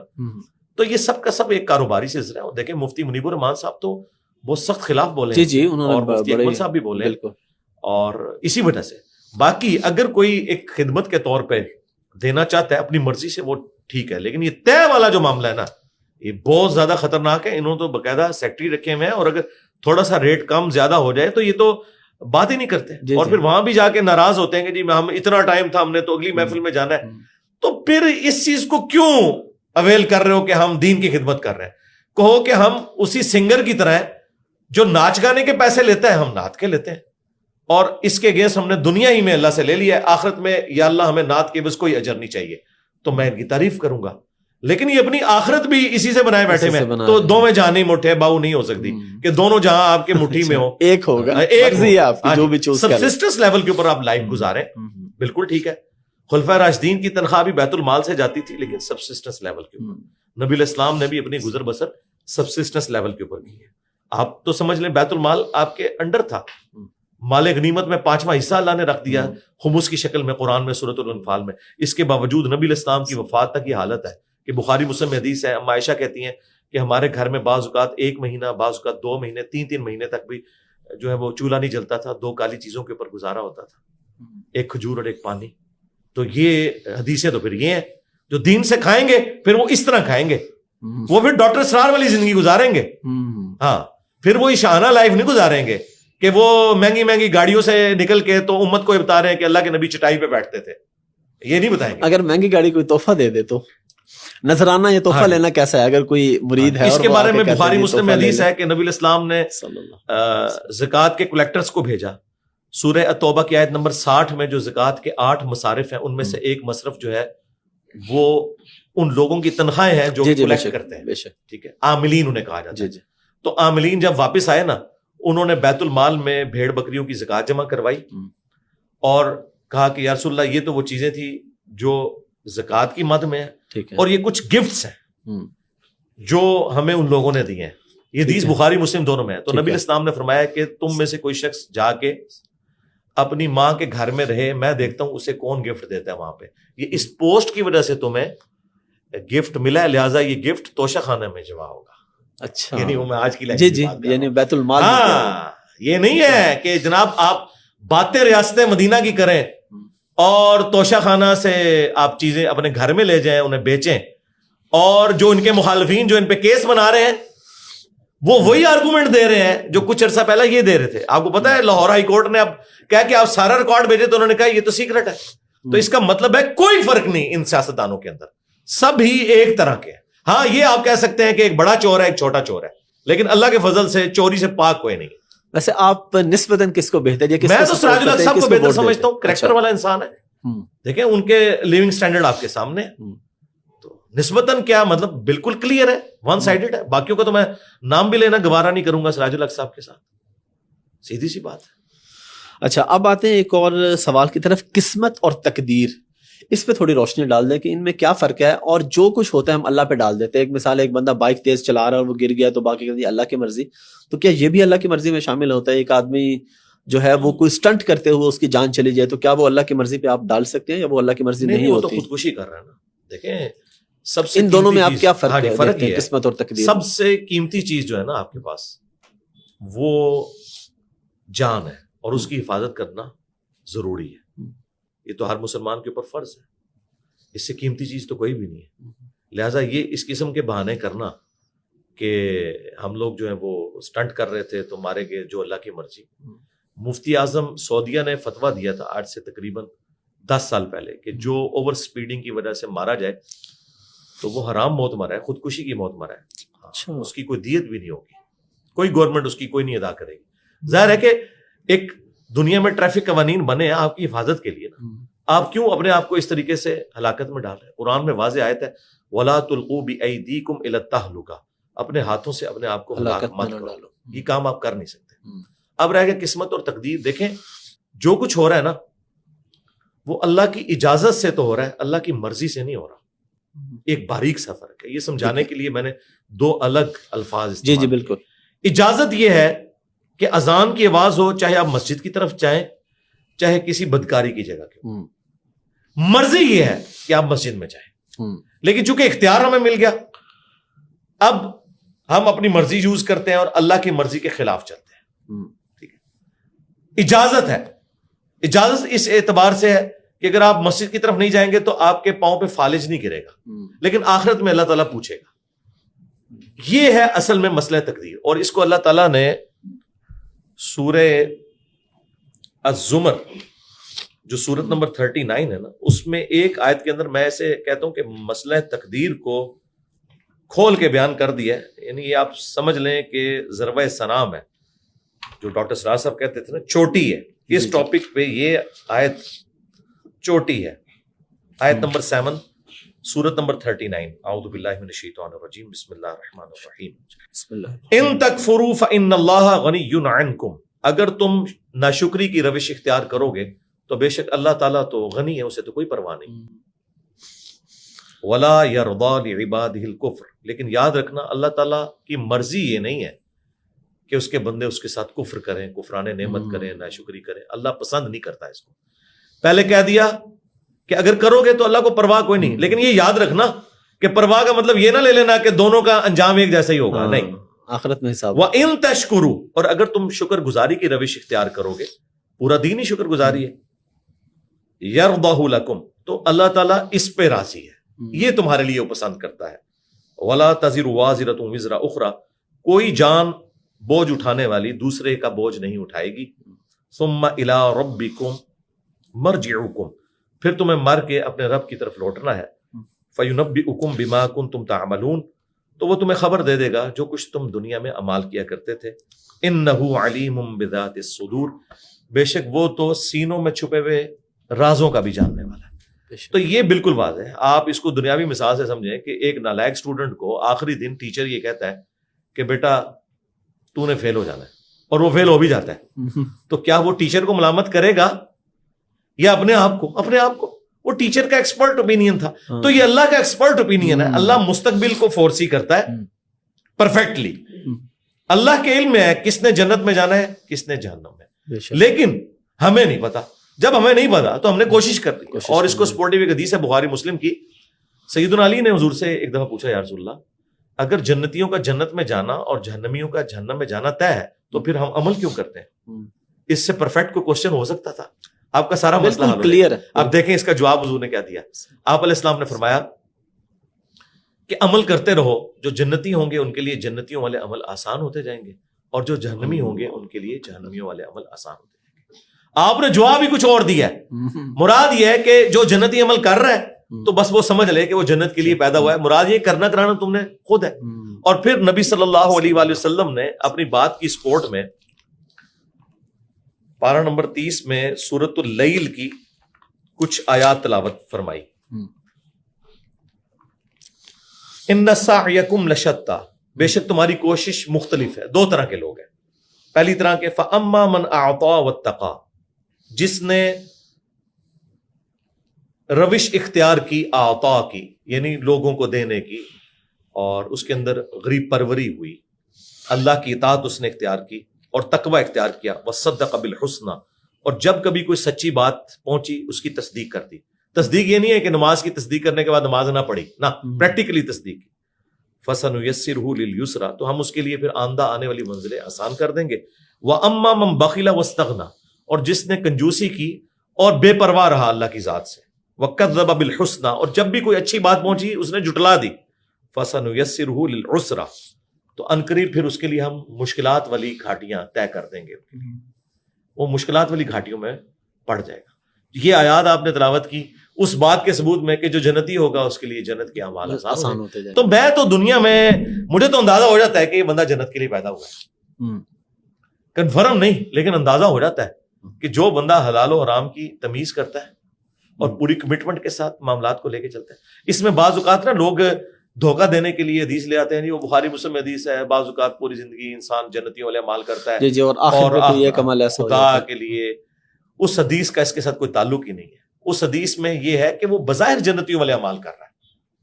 اچھا, جس طرح کہ بخاری مسلم میں آیا کہ ایک جنگ کے دوران صحابہ کہتے ہیں ایک شخص کو حضور نے دیکھ کے کہا کہ یہ جہنمی ہے, اور اس نے تو کتنے کافر قتل کیے. صحابہ کہتے ہیں ہمیں وسوسہ آیا کہ یہ حضور کی بات کہیں جھوٹی نہ ہو جائے. تھوڑی دیر بعد جب اسے زخم لگے اور وہ زخم برداشت نہ کر سکا تو اس نے زمین میں تلوار گاڑ کر اپنے آپ کو اس پہ گرا کے خودکشی کر لی. تو صحابی نے نعرہ لگایا صدق رسول اللہ, رسول اللہ نے سچ کہا. تو وہ اس نے کیا سب کچھ خود, نبی علیہ السلام کو بتا دیا. اس طرح منافقین ہے, پوری زندگی اچھے اعمال کرتے ہیں, بظاہر تو انہوں نے دین کا لبادہ اوڑا ہوا ہے. یہاں پہ بھی دیکھ لیں کتنے لوگوں نے دین کا لبادہ اوڑا ہوا ہے, وہ جنتیوں والے کام کر رہے ہیں. کام جنتیوں والے ہیں, ان کا عقیدہ جنتیوں والا نہیں ہے, ان کی کنوکشن جنتیوں والی نہیں ہے, ان کے بارے میں آیا ہے نہ کہ یہ ہے. اگر یہ بات ہوتی تو میرے بھائی صحابہ کرام تو پھر سب کچھ چھوڑ کے بیٹھ جاتے نا. پوری دنیا کے انسان اسی کے اوپر تو کھڑے ہوئے ہیں, اور خاص طور پہ جن کو جنت کی بشارت دے دی گئی تھی. ہاں جی بالکل. اب دیکھیں قرآن میں آیا انا ہدیناہ السبیل اما شاکرا و اما کفورا, ہم نے ہدایت کا راستہ واضح کر دیا ہے, چاہے تو شکر گزاری کی روش اختیار کرو خواہ ناشکری کی. تو رسولوں کا مقدمہ اس کے اوپر قائم ہے, کتابوں کا مقدمہ, دین کی اساس ہے یہ کہ آپ کو اللہ نے اختیار دیا ہے, آپ حق بات پہ چلتے ہیں یا برائی کی طرف. آپ نے اپنی تقدیر خود بنانی ہے. البتہ کچھ چیزیں جو ہماری ڈیسٹنی میں مقرر ہیں ان کے بارے میں ہم اکاؤنٹیبل بھی نہیں ہیں. مثلا کسی سے نہیں پوچھا جائے گا تیرا قد اتنا کیوں تھا, تیرے چہرے کی رنگت یوں کیوں تھی, تیری آنکھوں کا رنگ, تیرے ناک کا سائز, تیرے ماں باپ بھی ہم نے خود نہیں چوز کیے. یہ تقدیر سے تعلق رکھتی ہیں چیزیں, اور ان کے بارے میں اکاؤنٹیبلٹی بھی نہیں ہے. اکاؤنٹیبلٹی ان چیزوں کے بارے میں ہے جن کے بارے میں اللہ نے حکم دیا ہے, نماز پڑھو, حرام سے بچو, ماں باپ کے ساتھ اس نے سلوک کرو, بیوی بچوں کے حقوق کا خیال رکھو. جس کا اختیار دے دیا اس کی اکاؤنٹیبلٹی ہے, جس کا اختیار نہیں دیا اس کی اکاؤنٹیبلٹی بھی تو کوئی نہیں نا. آج تک کسی نے کہا ہے کہ جی بس دعا کریں کہ اللہ تعالیٰ مجھے توفیق دے دے کہ میں آج دوپہر کا کھانا کھا لوں, اور کھانا کھانے کے بعد دعا کریں کہ اب یہ عزت کے ساتھ نکل جائے, کیونکہ یہ سب کچھ ہم اپنی مرضی سے کرتا ہے. جی کوشش کرتے ہیں, اور وہی آیا والذین جاہدوا فینا لنہدینہم سبلنا, جو لوگ ہماری راہ میں کوشش کریں گے ہم راہیں اپنی ان کے لیے کھول دیں. اچھا علی بھائی, غیب کے حوالے سے کچھ بتائیں کہ نبی کریم صلی اللہ علیہ وآلہ وسلم کو غیب کا علم تھا نہیں تھا, جو باتیں بتا دی گئی وہ اگر غیب نہیں ہے تو کیا ہے, کیونکہ اس پہ بہت بحث ہوتی ہے اور ہماری ینگ جنریشن بڑی ڈسٹرب ہوتی ہے اس سے. تو وہی بات ہوگی, یہ لوگ تنقید بھی کریں گے کہ کچھ لوگ بتا دیتے ہیں جس طرف لگا دیتے ہیں, لوگ لگ جاتے ہیں. قرآن اور حدیث کے روح میں اس کی ریالٹی کیا ہے غیب, علم غیب کے؟ نبی ہوتے ہی وہ ہے جسے غیب کا علم دیا جائے. غیب کہتے ہیں نالج آف ان سین, اور یہ یاد رکھیے گا یہ نالج آف ان سین جو غیب کی کیٹیگری میں فال کرتا ہے, جو اللہ کے ساتھ خاص ہے. عالم الغیب تو اللہ ہے, یا اللہ اپنے بندوں کو دیتا ہے اپنے پیغمبروں میں سے. یہ علم الغیب وہ ہے جو آپ انسٹرومنٹ سے بھی حاصل نہیں کر سکتے. جو انسٹرومنٹ سے علم حاصل ہو جائے نا وہ علم الغیب نہیں ہے. مثلا ماں کے پیٹ میں کیا ہے, تو یہ تو آپ انسٹرومنٹ سے جینڈر تو کر لیں. تو یہ جو قرآن میں آیا تھا نا کہ کوئی نہیں جانتا ماں کے پیٹ میں کیا ہے, اس سے مراد جینڈر نہیں ہے. اس سے مراد ہے کہ وہ بدبخت ہے یا خوش بخت. هو الذی خلقکم فمنکم کافر ومنکم مؤمن, اسی نے تمہیں پیدا کیا تو کوئی کافر ہوتا ہے کوئی مومن. حالانکہ پیدا کرنے والا ایک ہے, ہونا تو چاہیے سارے مومن ہو کیونکہ خالق ایک ہے نا, لیکن اسی کے منکر ہو جاتے ہیں. اس سے مراد جینڈر نہیں ہے, اس سے مراد اس کی ڈیسٹنی ہے, اس اعتبار سے کہ اس نے کیا راستہ اختیار کر. تو یہ دنیا کا کوئی انسٹرومنٹ نہیں بتا سکتا. بارش کا بھی پتہ تب چلتا ہے جب ہوائیں چل پڑتی ہیں, تو آپ فور کاسٹ کرتے ہیں کہ اس رفتار سے بارش چلی فلاں شہر میں اتنے گھنٹے بعد پہنچ جائے گی. وہ تو میں بھی کہتا ہوں آپ کو, یہاں سے اگر کسی نے کوئی مجھ سے چیز منگوانی ہے, ہم ہائی ایس کے اڈے پہ جاتے ہیں, گاڑی والے کو ایک سواری کے پیسے دیتے ہیں, اسے وہ ہم چیز پکڑاتے ہیں, اور وہاں ہم کہتے ہیں جی اسلام آباد میں فیض آباد اڈے میں 2 گھنٹے بعد گاڑی پہنچ جائے گی تو آپ اسے کہیں گے علم غیب ہے. بلکہ گھنٹے بعد آپ یہ بھی میں تو بتا دیں اتنا سفر کیا ہے اس کے اوپر, میں نے آلموسٹ سمجھ لیں اس روٹ پہ 25 سال آلموسٹ سفر کیا ہے, تو میں تو آپ کو ایگزیکٹلی بتا سکتا ہوں کہ اتنے منٹ کے اندر اندر گاڑی وہاں پہنچ جائے گی. تو اس کو آپ علم الغیب کہیں گے؟ نہیں, علم الغیب یہ نہیں ہے. علم الغیب یہ ہے کہ کوئی شخص آج بیٹھ کے بتائے, آج کیا ہے 2 فروری 2023, تو کوئی بتائے کہ 2 فروری 2050 کو فلاں بندہ فلاں چیز ہائیس کے ذریعے وہاں بھیجے گا. ہاں جی, لیاؤ کیڑی سائنس دس دیجئے. یا آج کی ڈیٹ میں کوئی یہ بتائے کہ آج 2 فروری 2023 ہے, تو 2 فروری 2030 کو جہلم میں اتنے بجے سے اتنے بجے تک بارش ہوگی. کوئی نہیں بتا سکتا. کوئی نہیں بتا سکتا. تو یہ علم الغیب کو بھی آپ سمجھیں, لیکن پیغمبر یہ چیزیں بتا سکتا ہے, وہ بھی اللہ کے بتانے سے. تو وہ قرآن میں واضح آیت ہے سورہ آل عمران 179, وَمَا كَانَ اللَّهُ لِيُطْلِعَكُمْ عَلَى الْغَيْبِ, اللہ کی یہ شان نہیں کہ تمہیں غیب پر اطلاع دے. وَلَكِنَّ اللَّهَ يَجْتَبِي مِن رُّسُلِهِ مَن يَشَاءُ, بلکہ اللہ اپنے رسولوں میں سے جسے چاہتا ہے چن لیتا ہے, اور تمہارا کام ہے اللہ اور اس کے رسولوں کے اوپر ایمان لے کر آؤ. اللہ اپنے پیغمبروں کو چنتا ہے. صحیح مسلم میں حدیث ہے, حضرت عمر کہتے ہیں کہ نبی الاسلام نے غزوہ بدر سے 1 دن پہلے زمین پہ بدر کے میدان میں لکیریں لگائی تھی. کل یہاں پہ ابو جہل کی لاش پڑی ہوگی, یہاں عتبہ کی, یہاں پہ شیبہ کی, اور صحابہ کرام کہتے ہیں اللہ کی قسم انہی جگہوں پہ اگلے دن لاشیں پڑی ہوئی تھی. اور قرآن تو کہہ رہا ہے کہ کوئی جان نہیں جانتی کہ اسے کس سرزمین میں موت آئے گی, لیکن نبی نے تو بتا دیا. کیوں بتا دیا؟ اللہ کے بتائے سے.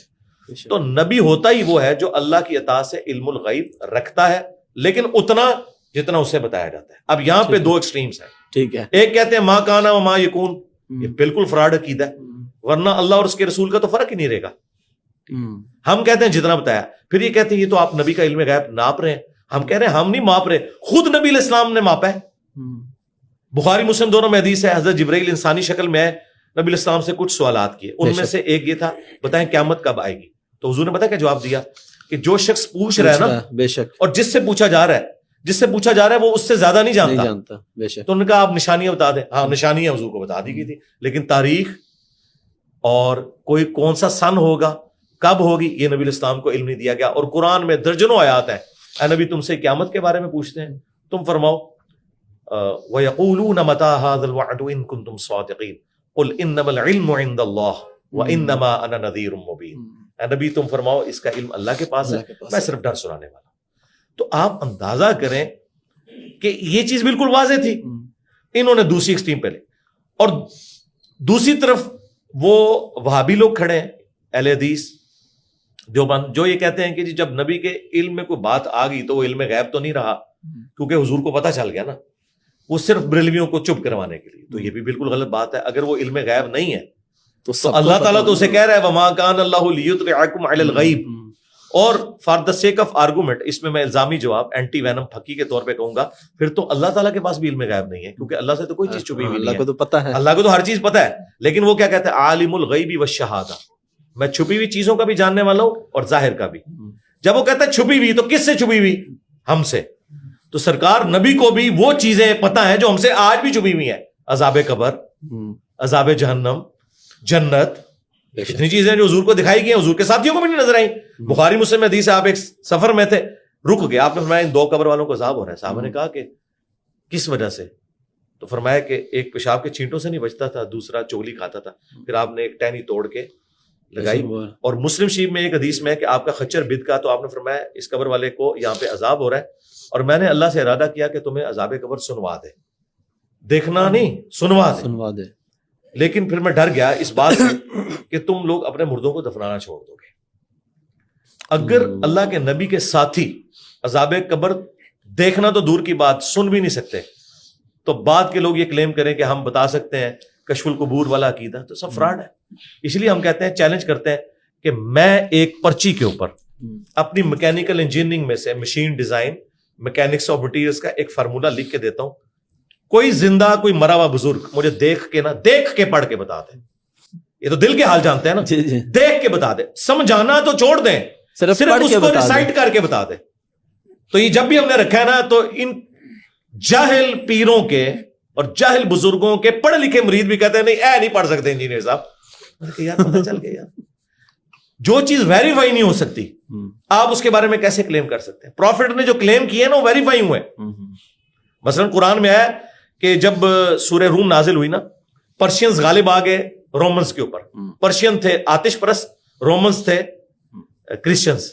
تو مسلمانوں کو غم ہوا کہ آسمانی مذہب کے ماننے والوں کو شکست ہوئی اور جو دنیا کا بنائے ہوئے مذہب میں سے ایک مذہب ان کو فتح ہوئی، اور جو مشرکین عرب تھے وہ خوش ہوئے. تو قرآن میں یہ آیات نازل ہوگی کہ سورہ روم ہے ہی اس کی وجہ سے روم. اس کے سٹارٹ میں یہ ہے کہ اللہ تعالیٰ ماتا ہے کہ ابھی تو رومی مغلوب ہوئے ہیں، لیکن بضع سنین 10 سالوں کے اندر اندر رومنز پرشینز پہ حاوی ہو جائیں گے. حضرت ابوبکر نے شرط لگا لی تھی کافروں کے ساتھ، اس وقت شرط لگانا حرام نہیں تھا.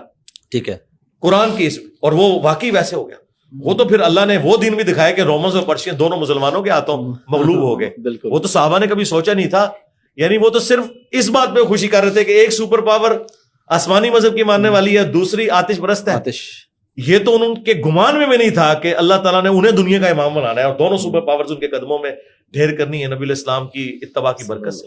والذی ارسل رسولہ بالہدی ودین الحق لیظہرہ علی الدین کلہ ولو کرہ الکافرون ولو کرہ المشرکون. اچھا علی بھائی، آپ پیسے کتنے کماتے ہیں مہینے کا اور کہاں سے کماتے ہیں؟ انکم سٹریم کیا ہے آپ کا؟ یار میرا جو پیسوں کا معاملہ ہے نا وہ تو کھلی کتاب کی طرح ہے. اچھا، ٹھیک ہے.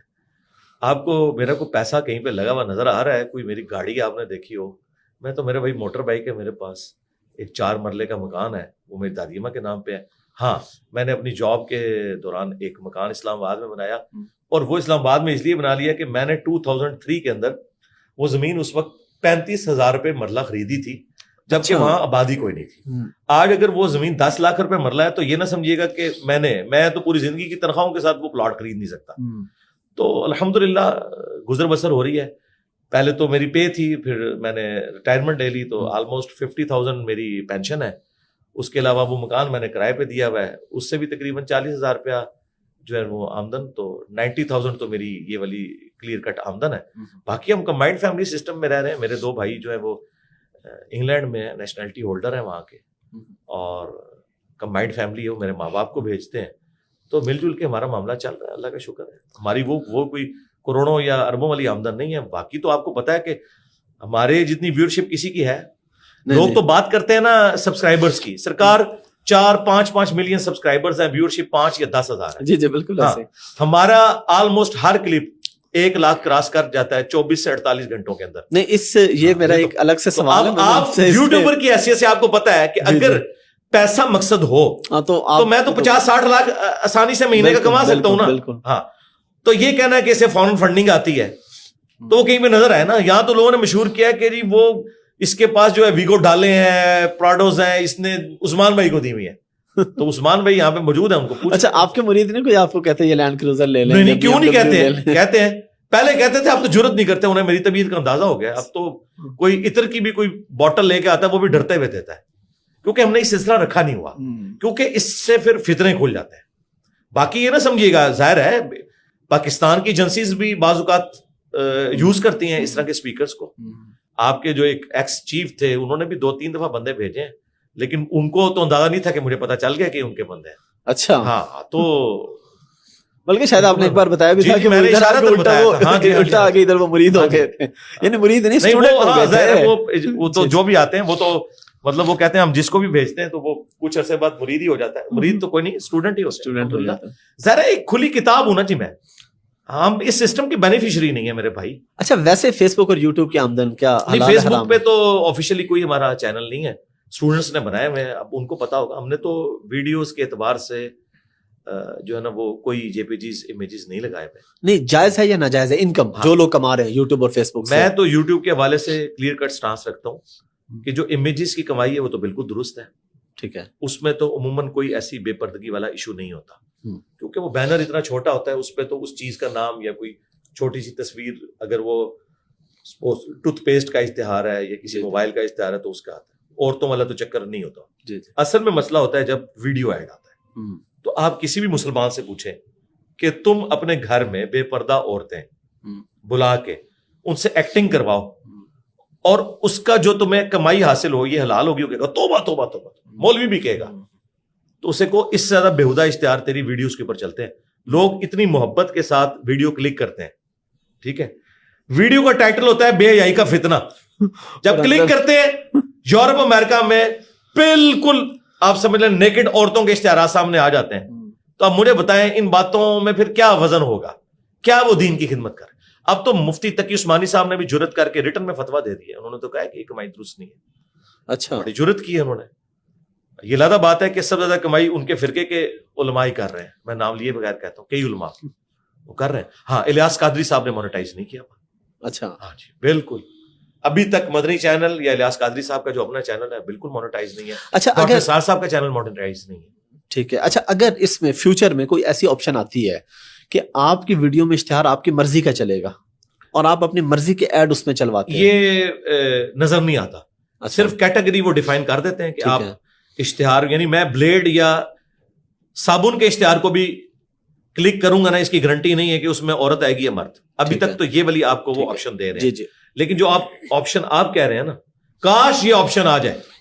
ٹھیک ہے, تو ہم آج ویڈیو ایڈز آن کر کے تو ڈیفائن کریں گے کہ پاکستان میں یہ اشتہار ہے جو چلنے قابل ہے. لیکن وہ اشتہار پہلے ہم دیکھیں اور اس پورے اشتہار کو پورا چیک کرنے کے بعد اسے کلک کریں. اس طرح کا کوئی آپشن نہ یوٹیوب نے دیا ہے اور نہ مجھے نظر آتا ہے کہ دے گا. اس کے لیے بڑا مشکل الگوریدم چاہیے اور اس میں یوٹیوب کو کوئی اس سے لینا دینا نہیں. ان کو کیا ہے, انہوں نے تو اپنے پیسے وہ تو جناب ایک سیکنڈ میں اربوں روپیہ کما رہے ہیں, منٹ میں نہیں, ایک سیکنڈ کے اندر اربوں روپیہ کما رہے ہیں. اچھا علی بھائی, آپ نے ابھی 2 بھائیوں کا ذکر کیا کہ وہ باہر ہیں, تو یہ میرا سوال ہے اس پہ آپ سے کہ شرعی طور پہ اس کی کیا حیثیت ہے. کچھ لوگ کہتے ہیں جی یہ کافروں کے ملک میں رہنا بڑا غلط ہے, جی آپ فلاں ملک میں چلے گئے. لوگ یہ کہتے ہیں نہیں, اگر کوئی بھی کہتا ہے, میں نام لیے بغیر آپ سے بس سوال کر رہا ہوں, تو اس میں کوئی شرعی طور پہ میں نے اس لیے پوچھا ہے کہ میں ان سے صرف یہ سوال کروں گا کہ یہ باہر سے جب پاؤنڈز اور ڈالرز کا چندہ آتا ہے تو وہ واپس کر دیتے ہیں یہ کہہ کے کہ آپ تو حرام کام کر رہے ہیں جو کہ حرام ملکوں میں رہ رہے ہیں. تو کیا انہوں نے کبھی چندے واپس کیے؟ آپ کے علم میں ہے؟ ان کے زیادہ تر گفٹس تو باہر سے ہی آتے ہیں. میرے علم میں ایک بات ہے, وہ میں آپ کو بتاتا ہوں. میرے ایک پارٹنر تھے, بزنس پارٹنر, وہ ان کا کسی اور فرقے سے تعلق تھا, میں نام نہیں لیتا فرقے کا, اور میرا ظاہر ایک اور مسلک ہے. ہم کیونکہ مشترکہ بزنس پارٹنر سے, تو 2-3 جگہوں سے لوگ ہمارے پاس چندے کے لیے آئے. میں نے انہیں چندہ دے دیا. ہم نے بتایا میرے وہ پارٹنر ہیں ساتھ, ہم نے بزنس میں سے رکھی ہوئی تھی مدد, وہ ہم نے دے دی. انہوں نے سوال نہیں پوچھا, وہ اس مسلک کو کافر کہتے ہیں, لیکن انہوں نے چندہ قبول کر لیا تھا. یہ میں آپ کو بتا رہا ہوں, جی میں نے خود اپنے ہاتھوں سے دیا, قبول ہوا ہے. ہمیں کو بتائے گا بھائی, جن لوگوں کی کمائی کو یہ حرام کہتے ہیں نا, وہ بندے خود بھی آگے نہیں چندہ دینا, تو ان سے بھی یہ لے لیتے ہیں. اب رہے گا غیر مسلم ملک. پہلے تو مجھے بتائیں مسلم ملک کون سا ہے؟ یہ سو کالڈ اسلامی ملک ہے. اس لیے میں ان کو کہتا ہوں یہ مسلمان ملک ہے, اسلامی ملک نہیں ہے. پاکستان, سعودی عرب, ایران. مجھے بتائیں کیا اسلامی ملک وہ ہوتا ہے جہاں پہ آپ ایک بجلی کا میٹر لگانے کے لیے بھی رشوت دیں, آپ اپنا جائز کام کروانے کے لیے بھی آپ کو رشوت دینی پڑے؟ یا اسلامی ملک وہ ہوگا کہ جہاں پہ عدل و انصاف ہو؟ تو یہ سو کالڈ ہے نا. تو چونکہ اسلامی ملک دنیا میں کوئی بھی نہیں ہے, سو کالڈ مسلمان ملک ہے, یعنی مسلمانوں کی آبادیوں والے, مسلمانوں کی اکثریت. تو آپ جہاں مرضی رہیں, یعنی آپ جہاں پہ بھی کام کر سکتے ہیں. بخاری مسلم حدیث ہے, پوری زمین میرے لیے سجدہ گاہ ہے, جہاں پہ بھی میرے امتی نماز ادا کریں. باقی یہ کہنا کہ جی وہاں پہ یہ ہو جائے گا, وہاں تو یہاں پہ کیا کچھ نہیں ہو رہا. ہم نے تو دیکھا ہے جو غیر مسلم ملک ان کی نظر میں ہے, وہاں پہ جا کے لوگ زیادہ ریلیجس ہو گئے, انہوں نے اپنے دین کو زیادہ. بالکل, میں خود دین کو فالو کریں. بالکل.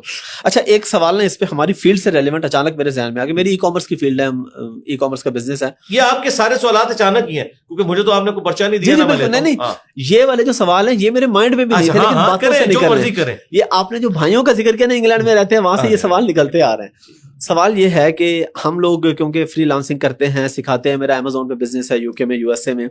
اپ ورک اور فائیور 2 بڑی ویب سائٹس ہیں جہاں پہ لوگ سروسز بیچتے اور خریدتے ہیں. وہ ہیں یہودیوں کی, اسرائیل کی کمپنی ہے فائیور. اب اس پہ کئی لوگ جو ہیں, اور یہ کئی لوگ, علماء کی میں بات نہیں کر رہا, لوگ بلا وجہ جی یہ یہاں پہ کام کرنا حرام ہے. تو غیر مسلم کے پاس جاب کرنا یا غیر مسلم کی بنائی ہوئی ایپ پہ کام کرنا, یہ حلال ہے یا حرام ہے؟ حرام کہاں سے ہو گیا میرے بھائی؟ مجھے بتائیں, آپ کوئی ایک بات ایسی بتائیں, کوئی ایسی پروڈکٹ جو اجمیر شریف والوں نے یا بغداد شریف والوں نے یا دیوبند شریف والوں نے یا بریلی شریف والوں نے بنائی ہو. یہ تو گھڑی نہیں بنا سکے. باقی چیزیں جو ہیں وہ شریفوں نے بنائی ہوئی ہیں اور یہ بدماشوں نے بنائی ہوئی ہیں. جو موبائل یوز کر رہے ہیں, کیا یہ کسی بزرگان دین میں سے کسی نے بنایا؟ آپ کے بزرگان دین تو اس کو یوز نہیں کر سکتے سوائے ان کے جو آج کل ہیں, اور وہ بھی انہوں نے سیکھے ہیں کسی سے. مرحبا کوئی بزرگ زندہ ہو جائے تو موبائل یوز کر سکتا ہے؟ مجھے بتائیں. نہیں. تو آپ تو یوزر بھی نہیں صحیح, تو بنائے آپ نے کہاں سے ہوں گے؟ ٹھیک ہے, آپ کے بزرگ صرف نگاہ مار کے انجن روکتے رہے ہیں. انجن تو جو ہے وہ ایک میکینیکل انجینئر نہیں بنایا نا, آپ کی کیا کنٹریبیوشن ہے؟ تو یہ بات چھوڑ دیں, یہ جذباتی باتیں ہیں, اس سے کوئی فرق نہیں پڑتا. کاروبار ہے, نبی الاسلام نے یہودیوں سے لین دین بھی کیا, بخاری مسلم میں حدیث ہے. آپ کی وفات اس حالت میں ہوئی ہے کہ آپ کی زیرہ گروی رکھی تھی یہودی کے پاس اناج کے, بس. تو آپ تو لین دین اپنی وفات تک کرتے رہے, کوئی اور بات اسے منسوخ تو نہیں کر سکتی, وفات تک. اور سیدہ عائشہ روایت کر رہی ہیں, یعنی آپ سروس دے رہے ہیں, بیچ رہے ہیں, خرید رہے ہیں, کوئی صحابہ کرام نے جو ہے وہ کرائے پہ زمینیں دی ہوئی تھی یہودیوں کو, محنت وہ کرتے تھے, سلیپنگ پارٹنر کے طور پہ یہ ہوتے تھے, تو کوئی مسئلہ نہیں آپ کا. آج کل آپ دیکھتے ہوں گے, ابھی شاید کچھ ٹرینڈ کم ہو گیا, لیکن پہلے نا بہت ٹرینڈ چلتا تھا. ڈیلی ایک میسج آ جانا آپ کو واٹس ایپ پہ کوئی کہ جی 10 لوگوں کو فارورڈ کریں تو خوشخبری آئے گی, نہیں کریں گے تو عذاب ہوگا. یا ایک اور میرا سوال ہے, جمعہ مبارک لوگ جو ہے بولتے بھی ہیں, میسج بھی کرتے ہیں, اس کی کیا شرعی حیثیت ہے؟ یہ تو 2 سوال الگ ہو گئے, پہلے ایک کر لیں پھر دوسرا. ٹھیک ہے, پہلے سوال کی طرف آئیں. یہ جو آپ کہہ رہے ہیں نا آپ کم ہو گئے, یہ کم ہونے کے پیچھے ہمارا ہاتھ ہے. اچھا, ظاہر ہے جی, میں نے اس کو آپ جو کریڈٹ لیتے ہیں, ظاہر ہے کریڈٹ اس لیے کہ یہ بابوں کی سٹوریاں کم ہونا, ان چیزوں کا مذاق اڑایا جانا, یہ ہمارے اسٹوڈنٹس نے کیا نا. میں اکثر کہتا ہوں کہ یوٹیوب کے اوپر 2 کنگ ہیں, ایک عمران خان اور دوسرے انجینئر محمد علی مرزا, اور ان 2 بندوں کی وجہ سے لاکھوں لوگوں کے گھروں کے چولہے جل رہے ہیں. عمران خان صاحب ایک سٹیٹمنٹ دیتے ہیں, غلط یا صحیح, شام کو سارے ویلاگز, ساری پولیٹیکل ڈسکشن اس کے اوپر ہوتی ہے نا, اور دنیا کے سارے علماء دین کی خدمت یہ سمجھ رہے ہیں کہ ایک کلپ انجینئر کے خلاف میں نے ضرور بنانا ہے, پھر ایک بنانے پہ اکتفا نہیں کرتے, 100 کلپ ہے, اور دین کا اور کوئی کام نہیں ہو رہا. تو یہاں پہ بھی یہ ہمارا ہاتھ ہے کہ ہم نے کہا کہ آپ کو کوئی میسج بھیجے نا کہ اگر یہ آپ نے شیئر نہ کیا تو یہ ہو جائے گا یا خوشخبری, تو آپ اس کو جواب میں لکھیں تجھ پہ اللہ کی لعنت, اللہ کے فرشتوں کی لعنت, تمام لعنت کرنے والوں کی لعنت کہ تو جھوٹ باندھ رہا ہے اللہ پہ, اس کے رسول کے اوپر. یہ کون سی بات ہے جو تو لوگوں کو پابند کر رہا ہے؟ تو الحمدللہ اب لوگ یہ بات کرتے بھی نہیں ہیں. اب آ جائیں وہ جمعہ مبارک. اچھا, اس پہ سوری, اگر کوئی ویسے فارورڈ کرتا ہے ڈیلی صبح اٹھ کے واٹس ایپ پہ فارورڈ کر دی, کیا فارورڈ کرتا ہے؟ حدیث فارورڈ کر دی, یہ تو چیز ہی الگ ہوگی نا, تو کوسچن الگ ہوگا نا. قرآن و سنت فارورڈ کرنے کو تو نہیں میں کہہ رہا. جی نہیں, میں یہ الگ ساتھ انہوں نے پاک چھوڑی بھی, جی وہ تو غلط ہے, ویسے فارورڈ کر دے. ہاں, لیکن وہ مہربانی کریں کہ کہیں سے آئے ہوئے کو آگے فارورڈ نہ کریں. ٹھیک ہے, آج کل آپ کے پاس سافٹ ویئرز ہیں, اسلام 360 موجود ہے, کوئی آیت آتی ہے, آیت تو آپ ترجمہ قرآن سے چیک بھی کر سکتے ہیں کہ یہ آیت اسی نمبر پہ اسی ترجمے کے ساتھ موجود ہے یا نہیں. حدیث کو بھی کاؤنٹر ویریفائی کریں, پھر آگے بھیجیں. اگر آپ کہتے ہیں نہیں اتنا ہم کام نہیں کر سکتے, تو سرکار پھر آپ کو یہ حق ہی نہیں حاصل کہ آپ یہ کام کریں. ایک مسلمان کو اتنا تو ہونا چاہیے نا. ایک شخص کہتا ہے کہ جی مجھے اندازہ ہے کہ ڈرائیونگ کیسے ہوتی ہے, لیکن میں نے کبھی ڈرائیونگ کی نہیں ہے, تو آپ اپنی فیملی کو اس کے ساتھ بٹھائیں گے؟ کبھی بھی نہیں بٹھائیں گے نا. تو جب تک آپ کے اندر کمپیٹنسی نہیں ہے کہ آپ قرآن اور سنت میں سے سرچ کر کے اسے کاؤنٹر ویریفائی نہیں کر سکتے, تو آپ اسے فارورڈ نہ آگے کریں, چاہے آپ عالم ہیں یا جاہل ہیں. یہ کمپیٹنسی تو ہر بندے کے سامنے وہ رکھ کے چیزوں کو ویریفائی کر کے آگے بھیج سکتا ہے, بالکل, اور وہ آپ ضرور کریں. باقی اس کے ساتھ اس قسم کی ایکسپلائٹ نہ آپ لوگوں کو کریں. اور کہ جمعہ مبارک پہ, جمعہ مبارک جو ہے نا جی, دیکھیں اگر اسے کوئی دینی ایکٹیویٹی کے طور پہ پیش کر رہے ہیں وہ تو بدعت ہے جی, سیدھی سی بات. ٹھیک ہے, دین میں اس طرح کی کوئی مبارک بات نہیں ہے. اگر کوئی زیادہ سے زیادہ ہے تو عیدین کے موقع پر تقبل اللہ منا ومنکم, سن کبرا البیہقی میں, المصنف ابن ابی شیبہ میں, باقی کتابوں میں, صحابہ کرام عید والے دن جب ایک دوسرے کو ملتے تھے تو کہتے تھے کہ اللہ تعالیٰ تمہاری طرف سے بھی قبول کرے اور ہماری طرف سے بھی, یعنی رمضان کے روزے اور عید کی نماز, اور بڑی عید پہ ہوتا تھا تو قربانی اور عید کی نماز.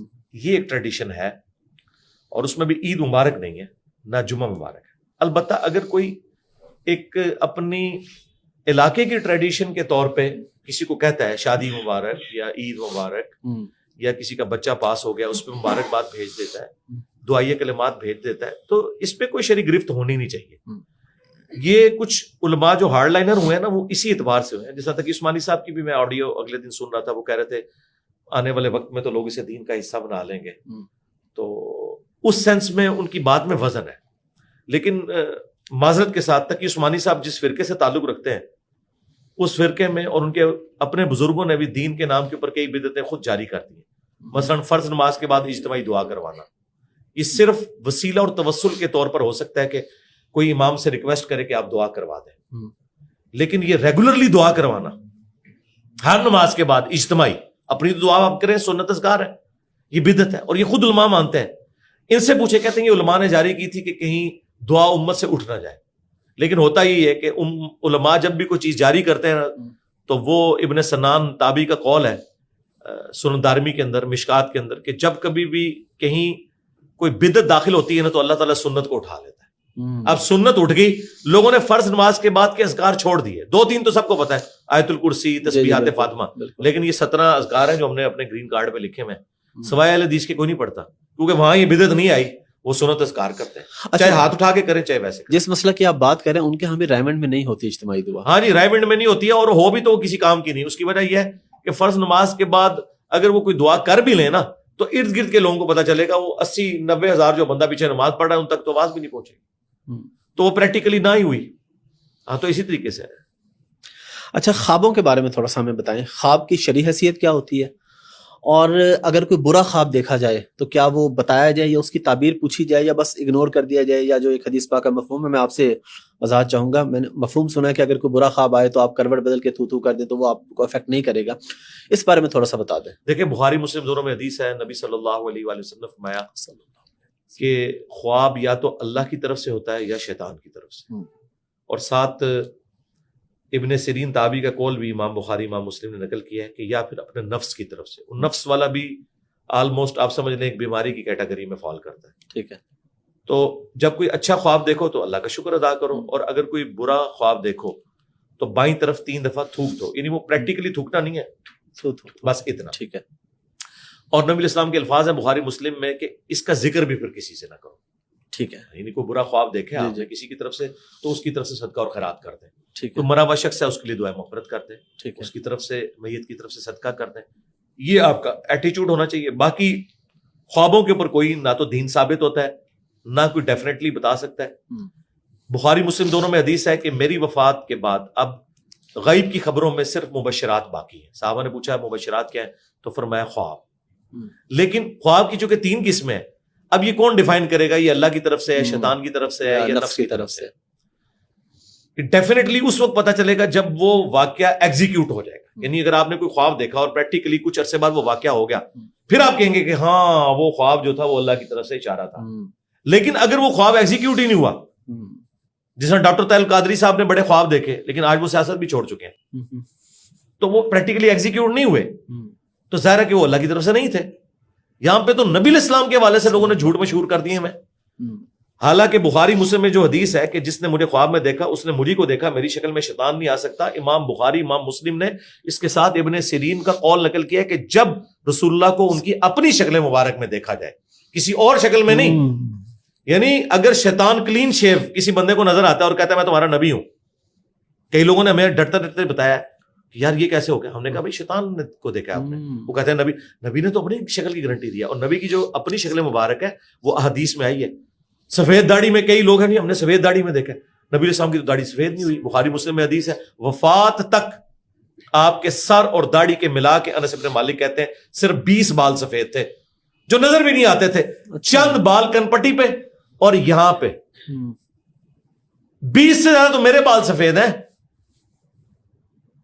سر اور داڑھی کے ملا کے 20. تو سرکار میری داڑھی جو ہے نا اتنی کالی نہیں ہے اس وقت جو نبی الاسلام کی وفات تک تھی. یہ آپ کا معجزہ تھا. کالی داڑھی جو ہے خوبصورتی کی علامت ہے. نبی الاسلام کی داڑھی سفید نہیں ہوئی. ٹھیک ہے. سر کے بال بھی آپ کے کالے رہے ہیں 61 ایئرس کی ایج تک. 61 سولر ایئرس کے پوائنٹ آف ویو سے اور لیونرس کے اعتبار سے 63 ایئرس. تو یہ نبی علیہ السلام کا تو لوگ کہتے ہیں ہم نے سفید داڑھی میں دیکھا. بھائی سفید داڑھی میں تو میں کہتا ہوں سیدہ عائشہ بھی دیکھیں نا تو پہلی دفعہ وہ بھی نہ حضور کو پہچان سکے. تم کیا بات کرتے ہو؟ نبی علیہ السلام کی جو اپنی شکل مبارک ہے اس کی گارنٹی ہے. اس لیے آپ دیکھیں ہر فرقے والا کہتا ہے میں نے حضور کو خواب میں دیکھا یہ بشارت مل گئی. دوسرا مانتا ہے نہیں مانتا، وہ کہتا ہے یہ آپ کے لیے. تو یہ سب کا سب میرے بھائی بس ایک، اور کئی لوگ تو جھوٹے خواب بھی بیان کرتے ہیں. اچھا میں نا ابھی کافی دیر سے کوشش کر رہا تھا کہ میں کلوزنگ پہ جاؤں لیکن پھر سوال سے سوال اور سوال سے سوال نکل آتا. کرتے جائیں میرے بھائی، میں تو 7 گھنٹے بھی بولوں گا، میرا سٹیمنا بہت ہے. ابھی سوال یہ نکل آیا کہ داڑھی کالی کروانا جائز ہے کہ نہیں ہے؟ جی کالی کرنی چاہیے، اور یہ ایک ایسا عمل ہے جو ایٹ لیسٹ نوجوانوں کو تو ضرور کرنا چاہیے جن کے بال وقت سے پہلے سفید ہو گئے ہیں. تو ان کی نیچر بدل گئی ہے نا جی، اور نیچر کو بدلنا یہ تو اللہ تعالیٰ کو پسندیدہ نہیں ہے. ایک 25-30 سال کا نوجوان ہے، اس کی داڑھی کالی ہونی چاہیے اور وہ بلیک ہوگی, وائٹ ہو گئی ہے, سر کے بال وائٹ ہو گئے, تو وہ تو روٹین سے ہٹ کے بوڑھا نظر آ رہا ہے, تو اس کو تو ضروری ہے کہ بلیک کرے. اب کس عمر تک وہ بلیک کر سکتا ہے؟ تو صحیح بخاری میں ہے کہ حضرت حسین ابن علی کا سر کاٹ کے جب عبید اللہ ابن زیاد کے سامنے پیش کیا گیا, 3748 نمبر حدیث ہے, اس میں امام بخاری نے برأس الحسین علیہ السلام لکھا ہے, حسین کے ساتھ علیہ السلام. اللہ کی لعنت, اللہ کے فرشتوں کی لعنت, تمام لعنت کرنے والوں کی لعنت جنہوں نے حسین ابن علی کے ساتھ یہ ظلم کیا. ان کا سر مبارک جب کاٹ کے عبید اللہ ابن زیاد جو یزید کا گورنر تھا کوفے میں, اس کے سامنے رکھا گیا, تو ان کے سر اور داڑھی کے بال وسمے کی بوٹی سے سیاہ تھے. اور انس ابن مالک نے کہا کہ رسول اللہ کے سب سے زیادہ ہم شکل حسین ابن علی تھے. اس وقت حسین ابن علی کی عمر تھی 55 سال, اور حدیث کے الفاظ ہیں کہ سر اور داڑھی کے بال وسما کی بوٹی سے ہوئے ہوئے تھے بلیک. یعنی اس زمانے میں تو آپ کے پاس یہ جو اس قسم کے جو سنتھیٹک کلرز تو نہیں ہوتے تھے بوٹی کے ذریعے, آج بھی استعمال ہوتی ہے. تو 55 سال کی عمر تک حضرت حسین ابن علی داڑھی کالی کرتے تھے. یعنی ہمیں یہ دلیل 55 سال تک کی 55 سال کی عمر, اور میں یہ بتا رہا ہوں آپ کو سولر ایئرز, لیونر ایئرز کے اعتبار سے اس وقت ان کی عمر 58 سال تھی, 58. ٹھیک ہے, یعنی میں نے آپ کے حساب سے اس کو 55 ایئرز بتایا. ٹھیک ہے, اس کے بعد بھی آپ کر سکتے ہیں. اب طارق جمیل صاحب 70 پلس ہے, داڑھی تو انہوں نے بلیک کی ہوئی ہے, جائز ہے, میری اس کے اوپر ویڈیو ریکارڈ ہے.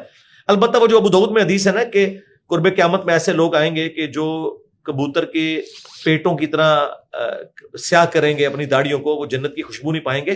وہ اس قوم کی نشانی بتائی گئی تھی, معذرت کے ساتھ اس سے مراد علماء سو ہی ہے, نہ کہ یہ کہ جو داڑھی کالی کرے تو وہ اس کیٹیگری میں آئے گا. جس طرح کہ بخاری مسلم میں آیا کہ خوارج کی نشانی ہے سر مڑائیں گے, اور ابو داؤد میں آیا کہ حضرت علی خود سر مڑاتے تھے اور کہتے تھے جب سے میں نے نبی علیہ السلام سے سنا کہ غسل میں کسی کا بال خشک رہ گیا, اس زمانے میں تو پانی بھی ایشو تھا, تو میں نے اپنے سر کے ساتھ دشمنی کر لی, 3 دفعہ فرمایا, اور سر کے بال مڑوا دیے. حضرت علی اپنے سر پہ زیادہ دیر بال نہیں رہنے دیتے تھے. حضرت علی بھی سر مڑاتے تھے اور خوارج بھی, لیکن ہم تو حضرت علی کی محبت میں خوارج کے ساتھ نفرت کرتے ہیں, اور حضور نے تو فرمایا خوارج کی نشانی سر مڑانا ہے, تو کیا نعوذ باللہ حضرت علی کے اوپر ہم یہ فتویٰ لگائیں گے؟ وہ عمل جو ہے نا وہ ایک نشانی ہوگا. جیسے سکھوں نے بھی داڑھی رکھی ہوئی ہے, تو اس کا کیا مطلب ہے کہ داڑھی رکھنا غلط ہو گیا؟ نہیں, ایسا نہیں ہے. تو یہ اس عمل کی طرف, اور یہ جو میں آپ کو تشریح کر رہا ہوں یہ آج سے آلموسٹ 900 سال پہلے امام ابن جوزی گزرے ہیں, المتوفا 597 ہجری. شیخ عبد القادر جیلانی رحمۃ اللہ علیہ کے وہ شاگرد تھے اور محدث بھی تھے بہت بڑے. انہوں نے باقاعدہ یہ بحث کی ان احادیث کے اوپر کہ اس میں داڑھی کالی کرنے کی مانت نہیں ہے, کیونکہ حضرت حسن ابن علی, حسین ابن علی, برا بن عازب اور کئی صحابہ سے داڑھی کالی کرنا ثابت ہے. البتہ بعض صحابہ نے داڑھی کالی نہیں کی ہے, یا بہت کوئی بوڑھا بندہ ہے اسے بھی نہیں کرنی چاہیے. مسلم شریف میں حدیث ہے, ابو قحافہ پیش کیے گئے حضرت ابو بکر کے والد, تو ان کی داڑھی اور سر کے بال سفید تھے. جب وہ واپس جانے لگے آپ نے فرمایا کہ اسے بلاؤ, اسے کو اپنے داڑھی کو رنگے اور کالے رنگ سے اجتناب کریں. یعنی سفید داڑھی بھی اسلام میں یہ کہ آپ داڑھی کو رنگیں, یہ پریفریبل ہے, لیکن سفید داڑھی رکھنا بھی جائز ہے. خود المستدرک الحاکم میں آتا ہے کہ امام شعبی کہتے ہیں کہ میں نے حضرت علی کی ممبر پہ زیارت کی ہوئی ہے, ان کے سر اور داڑھی کے بال سفید تھے, یعنی وہ تھوڑے بہت جو اگے ہوئے ہوتے ہیں, مطلب یہ تو ویسے تو وہ گانجی کرواتے تھے, یعنی حلق کرواتے تھے. تو حضرت علی نے پوری زندگی اپنی داڑھی کالی نہیں کی, اور آپ کے دونوں بیٹے کالی کرتے ہیں, تو دونوں عمل موجود ہیں. تو اگر کوئی کالی کرنا چاہتا ہے, کئی لوگ تو صرف داڑھی اس وجہ سے نہیں رکھتے کہ اگر ہم اپنی بیویوں کے ساتھ جائیں گے تو عورتیں پوچھیں گی کہ یہ سسر تیرے ساتھ کھڑا ہے, تو اس وجہ سے وہ کیونکہ وقت سے پہلے سفید ہو گئی, تو ہم انہیں اس معاملے میں ترغیب دلاتے ہیں, انکریج کرتے ہیں کہ بھائی داڑھی کالی کرو, اللہ کے بندو داڑھی تو رکھو نا, تو فرض ہے رکھو, کالی بھی کرو, کوئی مسئلہ نہیں ہے. اسلام 360 ایپ, اس کے بارے میں کچھ بتائیں. زاہد حسین چیپا صاحب ہمارے بھی بڑے اچھے دوست ہیں, ہم ان کے ساتھ بلکہ ریکارڈنگ بھی کی ہے. آپ شرعی نقطہ نگاہ سے اس کو ٹھیک سمجھتے ہیں؟ آپ نہیں تو سمجھتا پروموٹ کیا ہے, باقی تو صرف نام ہے. میں نے ویڈیو بھی دیکھی, لیکن پھر بھی میں دوبارہ پوچھنا چاہتا ہوں. کیوں نہیں, ہم انہیں پروموٹ کرتے ہیں, بلکہ اس سنڈے کو انہوں نے آنا. جی مجھے بتایا, ابھی انہوں نے کچھ یعنی اس میں نئی چیزیں ایڈ کی ہیں, ہماری قرآن کی تفسیر بھی انہوں نے ایڈ کر دی ہے آڈیو ریکارڈنگ میں. بتایا انہوں نے مجھے سارا, میرے ساتھ ان کی آلریڈی ہو گئی ہے. جی بالکل. تو میرا خیال ہے کہ اللہ تعالیٰ کی نشانیوں میں سے ایک نشانی ہے اسلام 360. ایک عام آدمی تک تمام مکاتب فکر کے تراجم قرآن کے احادیث کے پہنچ گئے, نمبرنگ کے ساتھ, جو انٹرنیشنل سٹینڈرڈائز نمبرنگ ہے سعودیہ اور بیروت کی. البتہ بعض اوقات ٹائپنگ کے دوران کوئی عربی کی مسٹیک آ جائے, کوئی اور ایشو آ جائے, وہ الگ بات, وہ آپ ہائی لائٹ کریں, اس کی وجہ سے آپ 0 سے ملٹیپلائی نہیں کریں گے. وہ تو قرآن بھی بعض اوقات صفحے آگے پیچھے لگ جاتے ہیں, تو آپ یہ کہیں گے پرنٹنگ میں پرنٹنگ کرنے والی تاج کمپنی کو ختم کر دیں گے, یا ضیاء القرآن پبلیکیشن کو, یا قدرت اللہ کو آپ جو ہے وہ جیل میں ڈال دیں گے, ان کے آنرز کو. نہیں, انہوں نے ایڈ پہ لکھا ہوتا ہے اگر کوئی غلطی ہے تو ہمیں ہائی لائٹ کریں. ان کے بھی ہم نے بارہا اپنی پلیٹ فارم سے, کبھی کبھار کوئی ایسا مسئلہ ہو تو آپ بتائیں. اسی لیے آپ دیکھیں ہماری ویڈیوز میں ہمیشہ امیجز لگے ہوتے ہیں, پی ڈی ایف کی بکس کے جے پی جیز امیجز, کیونکہ ان کی پروف ریڈنگ علماء نے کی ہوتی ہے. یونیکوڈ میں بعض اوقات پروف ریڈنگ ہوئی ہو, بعض اوقات ڈالتے ہوئے الفاظ آگے پیچھے ہو سکتے ہیں, تو وہ خطرہ ہوتا ہے. لیکن اوور آل بہت کم ایسا ہوتا ہے. اگر کسی کو کوئی شکایت ہے تو بتائے, تو انشاءاللہ ہم ٹھیک کروا دیں گے. ہم نے کئی چیزیں ٹھیک کروائی ہیں. بخاری کے چیپٹرز کی ہیڈنگز انہوں نے ختم کروا دی تھی پوری بخاری سے, تو میں نے ان کو بتایا اللہ کے بندو, امام بخاری نے فارم لکھا ہوا ہے اپنا اوپر, اور وہ اتنا نالج والا پورشن ہے چیپٹرز کی ہیڈنگ. تو وہ کہنے لگے جی وہ حدیث نمبرنگ کے ساتھ نہیں. میں نے کہا بے شک نمبرنگ کے ساتھ نہیں ہے, لیکن امام بخاری نے چیپٹر کی ہیڈنگ میں بعض اقوال ایسے قیمتی لکھے ہیں جو دوسری حدیث کی کتابوں میں تھے, اور اس سے آپ کو معاملات کلیئر ہوتے ہیں. مثلا بخاری میں آپ کو یہ حدیث نہیں ملے گی جو سنن ابن ماجہ میں ہے, لیکن امام بخاری نے چیپٹر کی ہیڈنگ میں یہ حدیث ڈالی کہ ایک دفعہ حضرت عمر نے ایک مجنون پاگل شخص کے اوپر حد جاری کر دی گناہ کے سبب. تو حضرت علی نے کہا امیر المومنین اس پہ حد نہیں لگے گی, کیونکہ 3 لوگوں سے اللہ نے قلم اٹھا لی ہے, مجنون سے, سوئے شخص سے, اور نابالغ سے. تو حضرت عمر نے اپنا ڈیسیژن واپس لے لیا. یہ پورا واقعہ امام بخاری نے ایک چیپٹر کی ہیڈنگ میں ڈالا ہے, حدیث کے اندر نہیں ڈالا, ٹھیک ہے, اس کی ہیڈنگ میں ڈالا ہے. اب جب انہوں نے یہ اڑائی وہ سارے ہی اڑ گئے. وہ میں نے کہا دوبارہ پھر انہوں نے ٹائپ کروا کے ڈلوائی, کیونکہ وہ حدیث جو انہوں نے بغیر نمبرنگ کے لکھی ہے اس کی بھی سند موجود تھی ابن ماجہ میں. اتنا بڑا نالج آپ نکال رہے ہیں اس میں سے, تو وہ اس طرح کی کچھ بدنیتی کے ساتھ نہیں, اگنورنس کی وجہ سے. تو باقی ان کے ساتھ علماء کیا سلوک کرتے ہیں, تعریف کرتے ہیں, لیکن اینڈ پہ ان کو کان میں کہتے ہیں کہ ہمارا رکھو ترجمہ, باقیوں کا نکال دو. دیکھو مولوی کیا وہی کیڑی جتنا دل. اس طرح اس ایپ کو کامیابی مل سکتی ہے کہ وہ صرف بریلویوں کا ترجمہ رکھے, دیوبندیوں کا نہ رکھے, یا صرف اہل حدیث کا رکھے اور باقیوں کا نہ رکھے. تو اس کو کس نے یوز کرنا ہے؟ ٹھیک ہے. کراچی کے ایک مفتی صاحب ہیں, انہوں نے اسلام 360 کے بارے میں ایک بیان دیا, میں نام لیے بغیر, کیونکہ آج کل ہماری ان سے صلح ہو چکی ہوئی ہے. اچھا. تو مجھے زاہد بھائی نے بتایا کہ اس طرح ہوا ہے. میں نے کہا انہیں آپ وارننگ دیں کہ منڈے سے پہلے اگر آپ نے اس کے اگینسٹ اپنا بیان ریکارڈ نہ کروایا اور سٹیٹمنٹ اپنی واپس نہ لی, تو میں نے پھر آپ کے اوپر سے لے کے نیچے تک سارے بزرگ, ان کی قرآن و سنت کی جو روشنی میں جو ان کی غلطیاں ہیں انہیں ہائی لائٹ کرنا ہے, اور یہ جو بزرگوں کی میں مٹی پلید کروں گا نا ان کی کتابوں کی روشنی میں, اس سب کا وبال آپ کے اوپر جائے گا. یہ میں نے تھریٹ اس لیے کی کہ علماء کو زبان ہی سمجھ آتی ہے. یقین کریں اتوار کی رات کو مجھے فون آیا کہ کلپ ریکارڈ ہو چکا ہے, صبح تک اپلوڈ ہو جائے گا. انجینئر صاحب منڈے کی مغرب سے پہلے آپ نے انتظار کرنا ہے. وہ کلپ آ گیا, انہوں نے اپنا بیان واپس لیا اور کہا سوری ایسی کوئی بات نہیں تھی, غلط فہمی ہوئی تھی. اور پھر اس کے بعد انہی مفتی صاحب کو جا کے انہوں نے انٹرویو بھی اپنا دیا. نہیں ویسے وہ مفتی صاحب بھی اچھے آدمی, ہمارے بڑے پیارے دوست ہیں, بہت اچھی بات ہے. اگر صلح ہو گئی ہے تو ہو ہی جانی چاہیے. جی ہماری ان سے کوئی ذاتی دشمنی تو نہیں ہے. ہم تو کہتے ہیں کہ آپ بزرگوں کو چھوڑ کے نا دین کا کام کریں اور اتحاد امت پہ کام کریں. اختلافی موضوعات ان کی فیلڈ نہیں تھی. دیکھیں کتنے نوجوان ہیں جو ان کے لطیفے سن کے دین کی طرف آ رہے ہیں یا معزوز ہو رہے ہیں. نہیں نو ڈاؤٹ, وہی آپ بیان کریں. لیکن جب آپ اختلافی موضوعات بیان کریں گے تو پھر ہم نے تو دیکھنا ہے قرآن و سنت کے خلاف آپ تعلیمات صرف اس لیے بیان کر رہے ہیں کہ جس مکتب سے آپ ہیں, آپ نے علماء سے دین یہی سیکھا ہوا ہے, تو آپ کو پتہ ہی نہیں کہ دین تو یہ ہے ہی نہیں ہے. یہ تو فقہ حنفی کے بھی 14ویں صدی کے بزرگوں کا دین ہے. دین تو وہ ہے جو قرآن بخاری مسلم میں, پھر تو ہم آپ کا رد کریں گے. اور آج بھی اگر کوئی ایسی اسٹیٹمنٹ ان کی آئے گی جو قرآن و سنت کے خلاف ہوگی تو ہماری دوستی انہیں کوئی نفع نہیں دے گی. ہاں, کیونکہ ہم تو مرے ہوں کو نہیں چھوڑتے. اور امام مسلم نے مسلم کے مقدمے میں لیا کہ کچھ تابعین نے آپس میں ڈسکشن کی کہ یہ جو ہم حدیث پہ جرح کرتے ہیں اور راویوں کے اوپر جرح کرتے ہیں تو یہ غیبت ہے. تو دوسرے تابعین نے کہا نہیں یہ واجب ہے کیونکہ یہ دین کا معاملہ ہے. تو علم حدیث پورے کا پورا غیبت ہے. یہ جو کہتے ہیں نا علماء کی غیبت ہوگی, علم حدیث اسماء و رجال کا علم, مرے ہوئے بزرگان دین تابعین تبع تابعین کی غیبت کا نام ہے کہ یہ جھوٹا تھا, یہ کذاب تھا, اس کا آخری عمر میں حافظہ بگڑ گیا تھا. امام مسلم نے باقاعدہ لکھا ہے کہ یہ تو ہے ہی غیبت ہے. یہ غیبت وہ ہے جو غیبت واجبہ ہے دین بچانے کے لیے. یہ حرام والی غیبت نہیں ہے. یہ غیبت نہ کرنا حرام ہے, کرنا واجب ہے. اچھا آپ بھی ان کی پازیٹیو بات بھی کوئی بتائیں.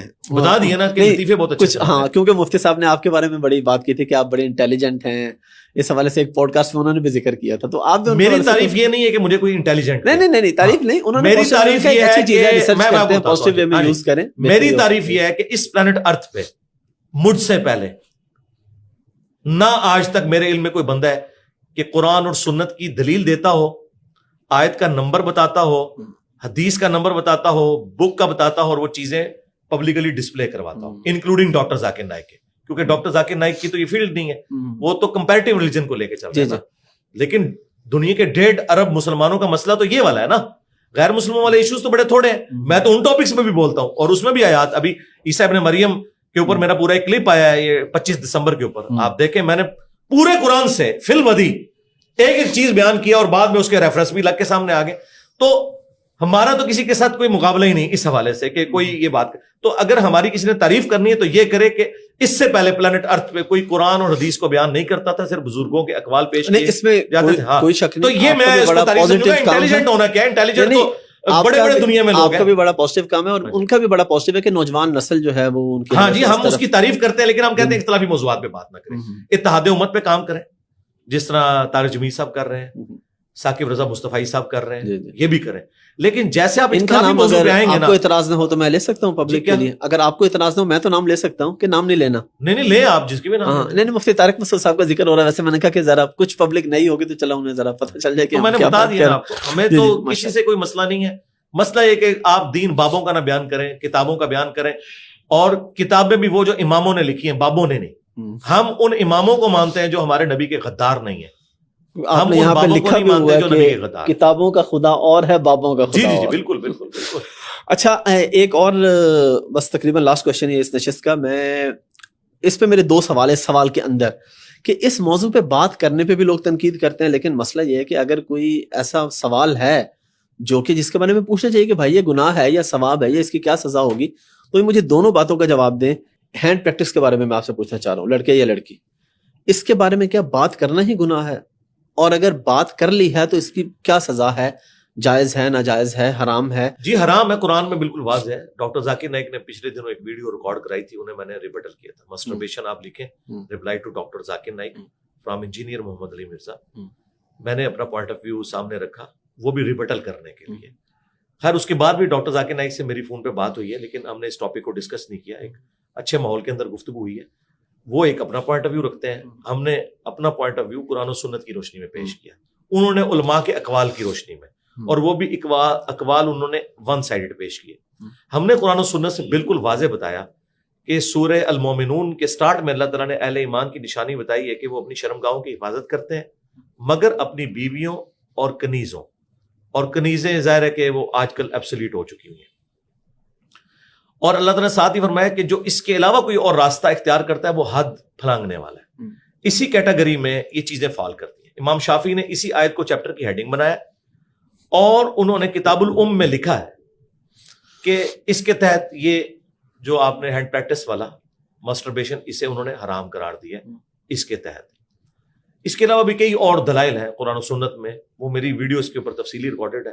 نٹ شیل میں یعنی سمپل یہ ہے کہ یہ حرام ہے. اسلام نے اس کا الٹرنیٹو یہ بتایا ہے, بخاری مسلم میں حدیث ہے, اے نوجوانوں کے گروہ, تم میں جس میں استطاعت ہے وہ نکاح کرے. نکاح کرنا آنکھوں کی حفاظت کا ذریعہ ہے, آنکھوں کو نیچا رکھتا ہے, اور شرمگاہ کی حفاظت کا ذریعہ ہے. اور جو نکاح کی استطاعت نہ رکھتا ہو وہ روزے رکھ کے اپنی شہوت کو ٹھنڈا کرے. تو ہمارے نبی الاسلام نے روزے کی شکل میں ہمیں اس کا الٹرنیٹو دیا ہے. اگر اس کی کوئی گنجائش نکلتی ہوتی تو اللہ کے نبی ضرور دیتے. دیکھیں میوزک میں دف کی گنجائش نکلتی تھی تو دی, ٹھیک ہے نا. جہاں گنجائش نکلتی ہے, تالی, ایون علماء تو کہتے ہیں تالی مارنا حرام ہے. میں نے بخاری مسلم سے ثابت کیا ہے کہ نبی الاسلام نے فرمایا کہ اگر امام غلطی کرے تو عورتیں تصفیق کریں گی, ہاتھ پہ ہاتھ مار کے امام کو غلطی پر مطلع کریں گی, اور مرد سبحان اللہ کہہ کے. اس سے عورت کی آواز کا پردہ بھی ظاہر ہوا. دیکھیں کتنا پردہ ہے کہ عورتیں سبحان اللہ بھی نہیں کہیں گی. اور تصفیق ہاتھ پہ ہاتھ مارنا, اگر یہ ہاتھ پہ ہاتھ مارنا حرام ہوتا تو نبی اسلام اسے کبھی بھی نہ سجیسٹ کرتے. آپ کہتے کہ کھانس لو کر لو, یہ بھی نہیں آپ نے اجازت دی. تو جہاں پہ اجازت ہے وہاں پہ ہے, جہاں پہ نہیں ہے وہاں پہ نہیں ہے. ہم تو قرآن و سنت کے دلائل کی روشنی میں بات کرتے ہیں. اور کیونکہ اجتہاد اور قیاس وہاں ہوگا جہاں قرآن و سنت میں دلائل موجود نہ ہو. شوہر کا موبائل چیک کرنا، آپ ویسے اس پہ کہہ چکے ہیں کہ کوئی حرج نہیں ہے، لیکن کہیں کوئی گنجائش نکلتی ہے کہ بیوی شوہر کا موبائل نہ چیک کرے؟ پہلے تو میں شوہروں سے پوچھوں گا کہ آپ کو تکلیف کیا ہے کہ آپ نہیں چیک کروانا چاہتے، وہ بتائیں آپ. اگر چور کی داڑھی میں تنکا ہے کیوں کوئی نہیں چیک کروانا چاہے گا؟ کیا مسئلہ ہے اس کے اندر؟ کیا ہے؟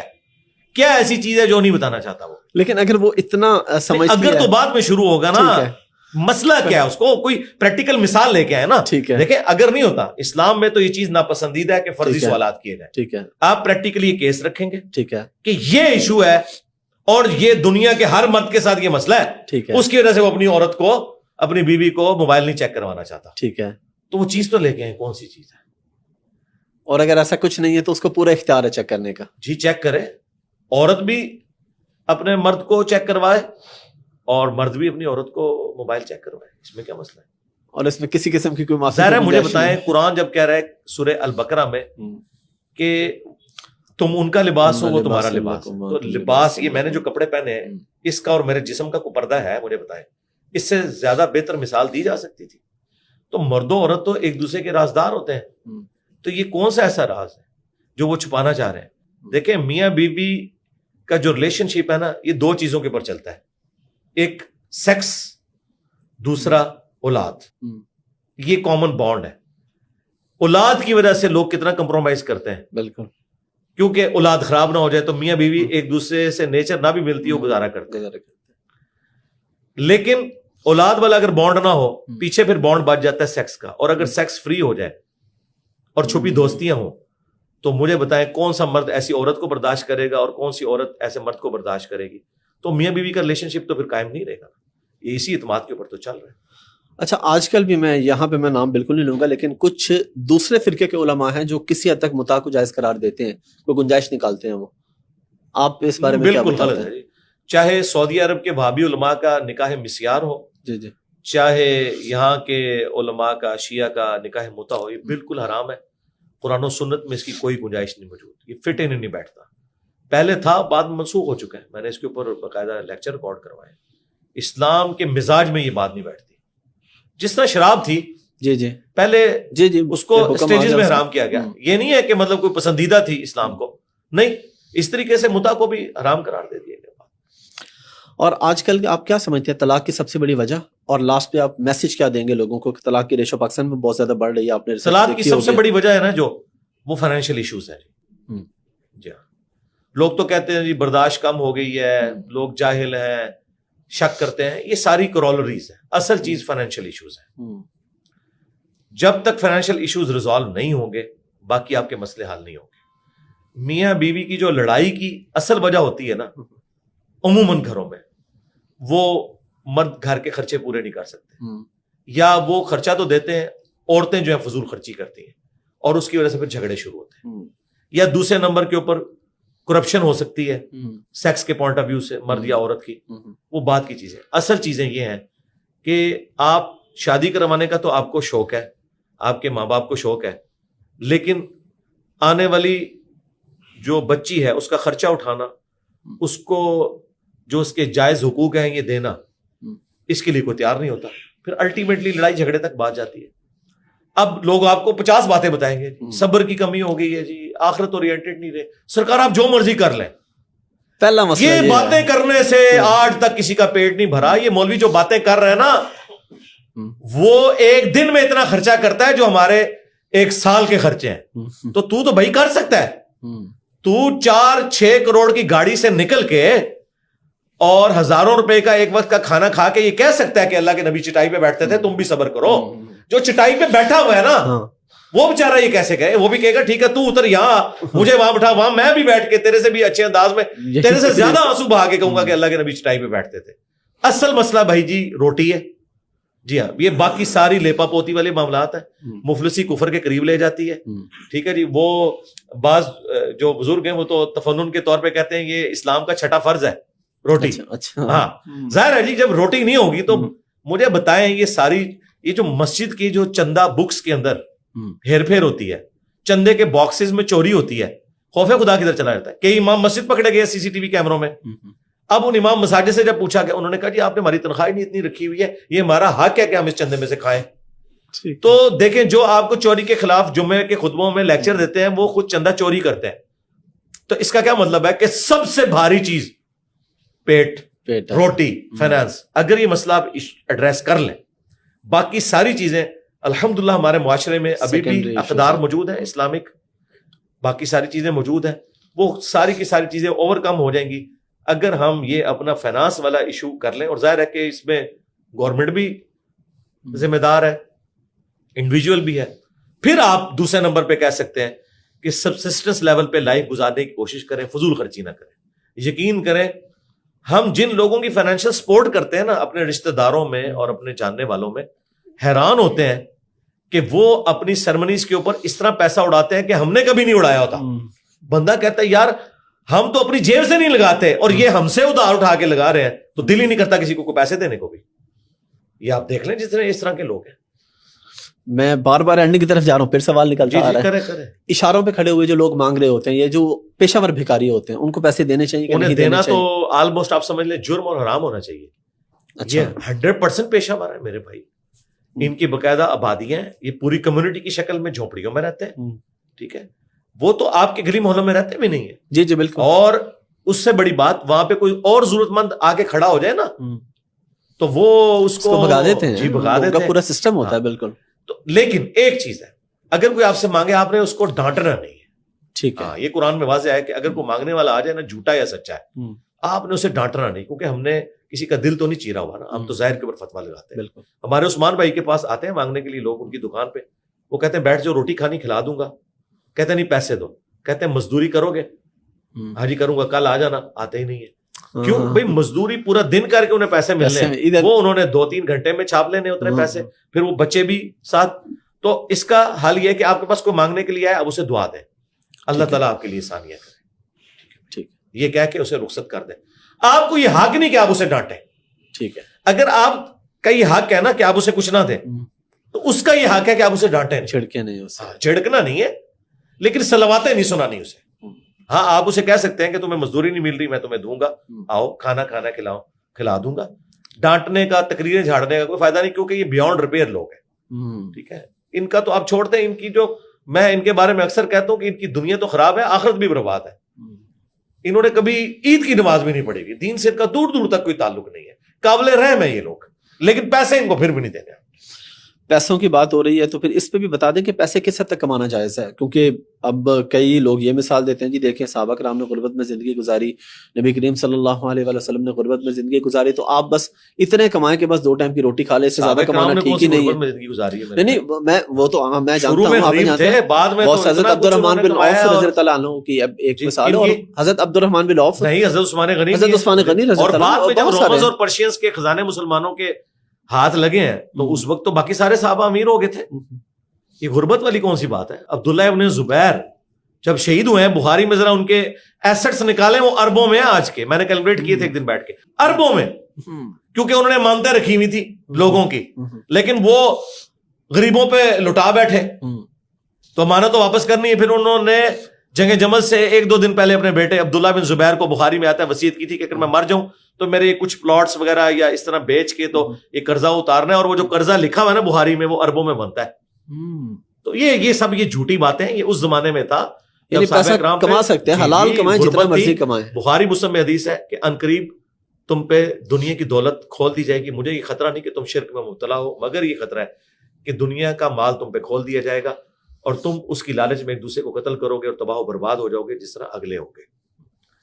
تباہی اور بربادی یہ کہ آپ اس مال کی زکوٰۃ نہ دیں. اگر آپ اس مال کی زکوٰۃ دے رہے ہیں تو آپ مال کما بھی سکتے ہیں, لیکن پریکٹیکلی یہی ہوتا ہے کہ جب مال زیادہ ہونا شروع ہوتا ہے نا تو زکوٰۃ کوئی نہیں دیتا. لوگ کہتے تو ہیں, دیتے نہیں ہیں, اور جب انہیں کہا جائے کہ کیلکولیٹ کیے, کہتے ہیں ہم بغیر حساب کے دیتے ہیں. میرے بھائی جب آپ سودا بیچتے ہیں تو بغیر حساب کے پیسے لیتے اور دیتے ہیں. اللہ کی باری آئی ہے تو صرف زکوٰۃ سے بچنے کے لیے حساب نہیں کرتے ہو, زکوٰۃ سے بچنے کے لیے نہیں کرتے. کبھی رمضان کی افطاری کرا دی اور سمجھا زکوٰۃ دے دی. بھائی 1 لاکھ پہ 2,500 دینا تو آسان ہے, 1 کروڑ پہ آج کے زمانے میں 2.5 لاکھ دینا تو آسان ہے, لیکن 1 ارب کے اوپر 2.5 کروڑ دینا بڑا مشکل ہے بہت مشکل ہے کیونکہ یار 2.5 کروڑ میں تو گاڑی آ جائے جی گی, گھر آ جائے گا. تو کوئی بھی نہیں دے رہا ہوتا سرکار. 8 زکات اگر لوگ دے رہے ہو نا, پاکستان سے غربت ختم ہو جائے. یہ جو کہتے ہیں نا چیریٹی پاکستان میں بہت دی جاتی ہے, جی دی جاتی ہے, لیکن جتنی بنتی ہے نا فرض, اس کا 100واں حصہ بھی نہیں دی جاتی. علی بھائی آپ کے ٹائم کو بہت شکریہ. لاسٹ پہ آپ کوئی میسج دینا چاہیں, اس میسج کے ساتھ ہم اس پروگرام میرا ایک ہی میسج ہے جی آپ کے آڈینس کے لیے بھی, دنیا کے تمام مسلمانوں کے لیے, بالخصوص انسانوں کے لیے بھی, کہ مرنے سے پہلے اپنی آخرت کی تیاری کر لیں. اس پلانٹ ارتھ پہ آپ کو آپ کے کریٹر نے اس لیے پٹ کیا ہے کہ آپ نے مرنے کے بعد اس کے سامنے اکاؤنٹیبل ہونا ہے. تو اپنے مرنے سے پہلے آپ اس کریٹر کے سامنے جو جواب دہی ہے آن دا ڈے آف ججمنٹ, قیامت کے دن, اس کی تیاری شروع کر دیں. اور پریکٹیکلی قرآن و سنت کی روشنی میں دیکھیں کہ آپ کا رب آپ سے کیا چاہتا ہے, اس دین کو آپ فالو کریں. پلس آپ نظر رکھیں ان دینی طبقات کے اوپر جو آپ کو دین سکھا رہے ہیں, کہ کہیں وہ آپ کا استحصال تو نہیں کر رہے کہ وہ مکے اور مدینے کے نام پہ سواریاں سوار کر کے اپنے بزرگوں کے آگے پھینک رہے ہوں, اللہ اور اس کا رسول کا نام یوز کر کے عز وجل و صلی اللہ علیہ وآلہ وسلم آپ کو تعلیمات اپنے بابوں کی بتا رہے ہوں, آپ سے چندے ہتھیار رہے ہوں, اور اصل دین سے آپ کو دور کر رہے ہوں. اور اسی کو ہم نے شعر کی شکل میں عرض کیا ہے کہ مرنے سے پہلے اے مسلمان کر لے اس پہ غور, کتابوں کا خدا اور ہے, بابوں کا خدا اور. اگرچہ بابے بھی اسی خدا کو مانتے تھے, لیکن ہم نے ان کوالٹیز کے ساتھ ماننا ہے جو قرآن و سنت میں ہوئی ہیں, اس شخص کے اوپر نازل جس کی قبر مدینے میں صلی اللہ علیہ وآلہ وسلم. اللہم صلی علی محمد وعلی آل محمد. ٹھیک ہے جی, سبحانک اللہم وبحمدک, اشہد ان لا الہ الا انت, استغفرک واتوب الیک, وما علینا الا البلاغ المبین. جزاکم اللہ خیر. جزاکم اللہ خیر.